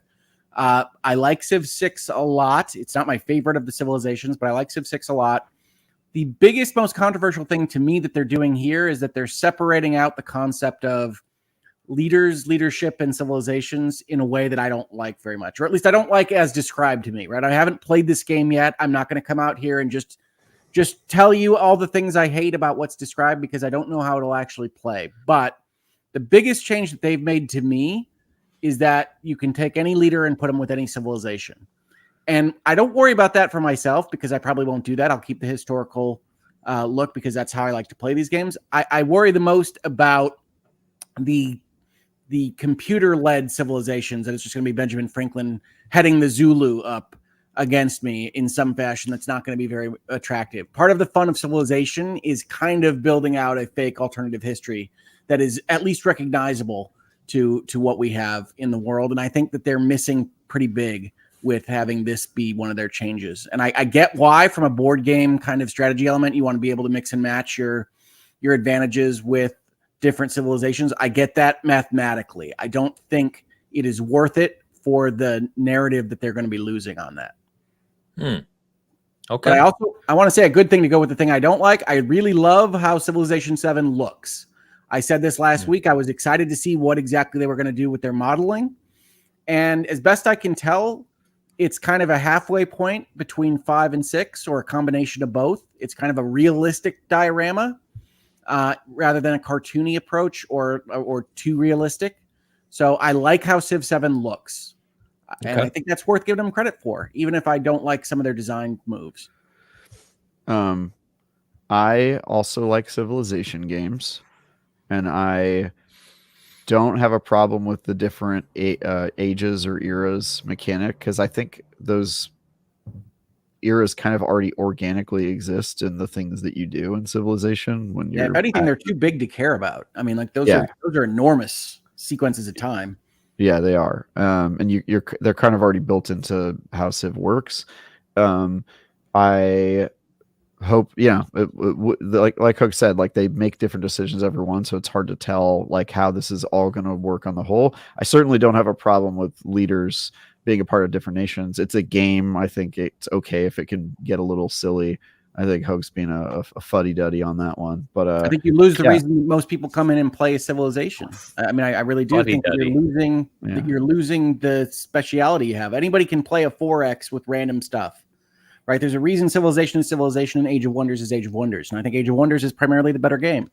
We'll see. We'll see. I think they may have some settings where you can lock leaders to civilizations. If that's the case, I certainly don't think there's an option or there's a problem with having an option to do that. I think it allows for some fun, interesting mechanics and combinations and weird alternate histories that are just totally out there, which is, it's a game. So it should be fun and interesting and a little weird. I'm okay with that. They're also moving away from political leaders on the whole, which you can understand because they've made so many civilizations that they're essentially out of political leaders. But I don't know how that will feel either. And I can be called a fuddy-duddy. That's fine. But to me, the fantasy is seeing an alternative history of something that looks like we can recognize it. Right. And there's a lot of goofiness in Civilization that I've always liked. Right. You get the people on horseback fighting submarines, and you get the differences in time and technology. And that's cool. That's fun. But I am not convinced that even for the value of opening up the design space by having the leaders kind of move between civilizations, it's worth it in this respect. And there are other things that I like about what they announced. One of my favorite announcements about Civ 7 is that they have combined city-states and barbarian tribes into one kind of group of independents that you can decide whether to fight or negotiate with. I think that's brilliant. I think that is super smart. So I don't want to just sit here and say that team is crazy or they're just making bad decisions. I don't think that. I think they're trying to open up the design space, and I think they went too far in a couple of spaces. Well, I, for one, am looking forward to the great emancipator Abraham Lincoln leading his army of samurai into battle. That's what I'm looking forward to. So, I will combat you with William Shakespeare's Egypt. Pretty good. Fair enough. Okay. Look, I mean, this is already sounding more fun to me. So I really don't understand what your nitpick is here. But yeah, I think it's. I want to see that stream. By the way, for the Civ fans out there, when does this game come out? February 11th officially, and 6th, 5 days earlier for Travis's favorite, the paid early access. To me, Civilization game doesn't really come out until they have their big fix up everything patch, which never fixes up everything, but they have a massive patch that changes a lot of the math. I never play Civ games at launch. Yeah, fair enough. But pretty cool. Obviously, this goes alongside what we've seen out of some of the chat was talking about Aura History Untold, of course, which we've talked about here. I want to talk about Aura a little bit because it is interesting to have these big discussions at the same time. Aura seems to be going for something similar with respect to the eras and whatnot, but its big claim to fame, as best I could tell from the design dives, is that the turns are simultaneous, which affords a couple of things. One of which is that you can have a lot more civilizations operating on the same world at the same time, because you don't get what you get in Civilization, which is you have to wait a certain amount of time for every other civilization that's going. So you can have a lot of civilizations at once. I don't think Aura looks like it's as complicated a game as a traditional Civilization. It looks a little bit simpler, which can be fine. But certainly Civilization 7 is the one that I remembered more than the Aura design stuff that I watched. So I don't think it's done enough to differentiate itself. Okay, fair enough. All right. And then the last thing I was going to mention, which people have made jokes about this week, is yet another major gaming event in 2024 now, getting to later in 2024 with no mention whatsoever of the Hollow Knight Silksong. Silksong lost in translation. Silksong is somewhere out there cooking. What I really didn't like was that I didn't get to see Expedition 33. I thought French company, French game, we would be at the European Game Show. Too soon. That's the one I'm really excited about seeing, though. They had the big draw at E3. Well, that's what I mean. It's only been 2 months since they first showed it. They're probably back in the cooker. Yeah, show me some more stuff. Expecting to see that one.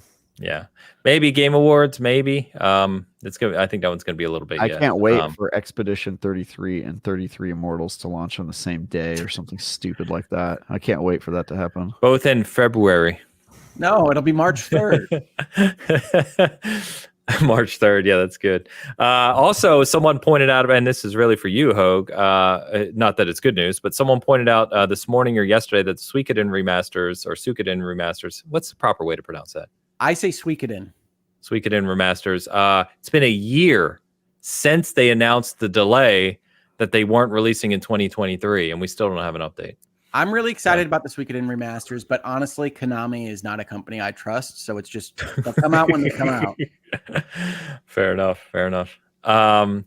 All right. Obviously, there were other games. There's other things we'll get to in the coming weeks, but that's kind of the biggest overview I want to do of the main things at Gamescom. We do have a couple things to catch up on. Shush here with a super chat. Shush gives me €5 to write. We also have Heroes of Might and Magic, Golden Era in 2025 with OG H2 H3 look, made by devs of Eratus, Lord of the Dead. Yeah, Heroes of Might and Magic coming back. It's pretty cool. Might and Magic is one of those IPs. Like every time I see it, I get a little nostalgic just because it was such a core RPG IP when I was younger. I'm sure, Hogue, you know what I'm talking about. It just seemed to be everywhere back then, which is cool. And I like Heroes of Might and Magic. It's King's Bounty. So those are fun. Very similar. Yeah. So very cool. Shush, thank you very much. And Mr. Pomps, my Halo partner in crime, gifting 5 season gaming memberships. Thank you, my friend. I have not played Halo with Pomps this week because Concord has taken all my time. I played Halo this week. Did you? Yeah. Nice. Good. Last time I played Halo, I think I almost rage quit because we only really play ranked most of the time, and it's not in good shape. I think I angry tweeted at like 1 a.m. about it, but it's not great. So, but anyway, Pomps. One of my old school Halo brethren when I was in Philadelphia paid him a visit, and we played some Halo Master Chief Collection, and then we finally hopped on that Halo Infinite co-op campaign, which I have not revisited, and it was fun to do that. So. It's really good. Yeah, I only played it very briefly with Pomp and Mo, but yeah, I've been wanting to go back to it in co-op and just finding the time. So, but Pomp, thank you very much. Appreciate you. Now, all right, boys. I can't help but notice. I know we're at 2 hours and 45 minutes. Please, I'm tired. I can't help but notice that you did not include any mention of Skull and Bones launching season 3 this week. You just killed Travis. He's ragdolling. You've ragdolled Travis. Travis, your physics isn't working, buddy. He's on Unreal 5. It's still taking some tuning. But no, I did not mention that. I still have not played my copy of Skull and Bones because of the other stuff we've talked about. But if you want to give, I'll give you 14 seconds. I will take That's 14 the most seconds. I can do. I just want to throw out there that Skull and Bones continues to become more and more polished. It has a new calendar system. It has a new electricity element that you can use. It has new enemies and a new. All right. And on that note. Hey, Hogue. Yeah. Fuck you.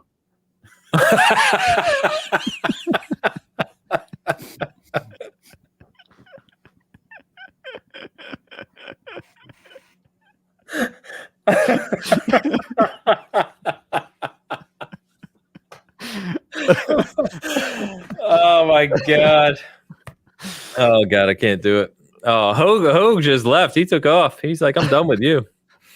Hogue, you coming back? Where'd you go, Hogue? Come back. He's gone. Okay. You killed him. That's fine. Oh god. All right. Well, we'll start when does season 3 of Skull and Bones actually come out? I think it's in a couple weeks.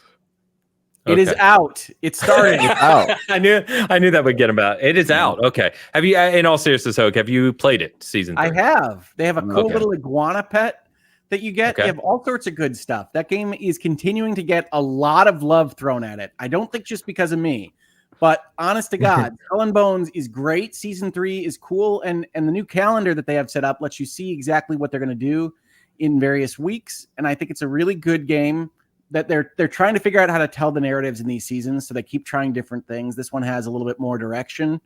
And they have a new system that started halfway through season 2 that kind of has recommended tasks because the game is so big. So you can get a little bit of help on where you might steer your ship. because Fortune and Glory is out there, folks, for you in Skull and Bones. All right. All I do right. want to On fight that the dragon. No, The that's dragon good. doesn't No, come out for another week or so. all jokes aside, we already said it once, but it's one of the things I'll continue to give Ubisoft props for is they do support those games. It's really great to see. The content is interesting. So yeah, check it out. All right, let's go ahead and get out of here. We're going to start closing out. Chat, you've been amazing this week. Thank you. A lot of people swinging by today. A lot of generosity. Thank you so much. As always, I'll mention the audio listeners who more and more of them with us weekly. So thank you so much for that. Hope you're enjoying it out there, including when Travis curses at Hogs and he leaves the show briefly. Good moments like that you can't miss. Next week, we'll obviously be talking about Star Wars Outlaws. We've been talking about that game for a while. Reviews are out tomorrow as we're recording, and we'll have a lot of commentary on that. We will have our final Concord reviews out as well on the Season Gaming side. I'm also doing an unboxing of some collectibles. I was going to do this week, but the reviews have taken over all my time. So stay tuned for that. But Hogue, I'll pass to you first this week. Sure. Well, folks can see me doing a 2.5 hour long Sacred Symbols Plus over on Last Stand Media. We talked about a bunch of business stuff together. I think that conversation went well. So if you're interested in that kind of thing, go check it out over there. Otherwise, on my channel, we've been pretty quiet, but I do want to do a video probably this week, maybe next, about the FTC non-compete block getting enjoined and being stopped. So folks are interested in that whole non-competition conversation. And I had told them that I thought the FTC was probably exceeding its authority, but nobody believed me. And now that it's gotten blocked and is almost certainly dead now, we'll see how it goes from there. Fair enough. All right. Travis, what you got? Review of Concord this week. Review of Squirrel with a Gun. I think it comes out next week, so they're not doing early review copies for that, so I'll be reviewing it once the game is out. And then beyond that, I'm just going to be reviewing, previewing. I've got a Diablo 4 Vessel of Hatred thing this week. Yeah, so that's me. IGN.com. There you go. Yeah, that site needs some exposure is what I heard, so yeah, keep shouting it out. Totes. Yeah, we need all the help we can get. Go to IGN and you can get the reviewers to swear at you live. Mm-hmm. There you go. There you go. We bring it all here. Everyone, thank you as always for the support. Really appreciate it. I hope you have a great week in gaming. It's a fantastic time for games. So seriously, whatever you're playing, hope you're enjoying the hell out of it. And we will be back next week with more to talk about. Ames, before you hit the button, can I ask you a question? I also want to keep Travis live on camera here for a second. What is the Journey Astrobot just over your shoulder? What is that? What's going on there? I will shout this out because I love these guys. So Edge Magazine is a British gaming magazine, one of the best in the world, in my opinion. Mm-hmm. And they are doing, for their special 400th issue, they are, every once in a while, Edge does really cool covers. I have a whole bunch of them from different eras, right? For their 400th issue, they're doing a string of collectible Astrobot covers that are takes on Sony IPs. There's 10 different ones. I am a subscriber, so I got this yesterday. I got the Journey one, but there is also there's a God of War one. There's a Bloodborne one. There's a Sly Cooper one. There's some really cool different covers you can get. This is number 5 of 10, but I wanted to call it out. Not because Edge is awesome, which they are, but also because Astrobot's going to kick ass. So I'm excited. Astrobot is going to be awesome. I'm glad you're on board for that. If I'm not a subscriber to that magazine, can I go and order that? You absolutely can. You used to be able to find them at like Barnes and Nobles and stores that would import magazines, but because hard print is so rare now, it's either hard to find or really expensive. You can go to Edge Online. You can subscribe in America, and it's actually pretty reasonable. It's only like $12 an issue, shipped. It's fantastic. Highly recommended.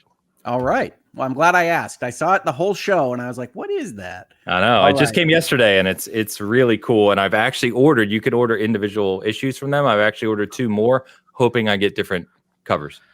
Different Astrobots. Awesome. Yeah. So see, Travis, that was well worth it, man. Yeah. Actually, the coolest one they ever did, you're going to get me talking now. So Travis, hang out for a few minutes. When they hit issue, I think it's 200, right? They did 200 different covers. So like for years, people were hunting down all these different covers, and all of it was famous art from classic video games. I think I have like 6 of them from 200. I have like Street Fighter 2. I have like Gradius. I have Axelay. A few of them, but like they have a couple Halo ones I never got. They have Mario's, all these different IPs, but they're very cool. Anyway, Travis is calling 911. It's going to be a Waymo. He's going to like be honking outside your house. Don't worry about it, Travis. It's not even going to work. So anyway, chat, you've been awesome. Thank you, everyone. Enjoy your week of gaming. Give Concord a look. I promise it's very good. And we will talk more about Outlaws and other big games next week. Until then, peace.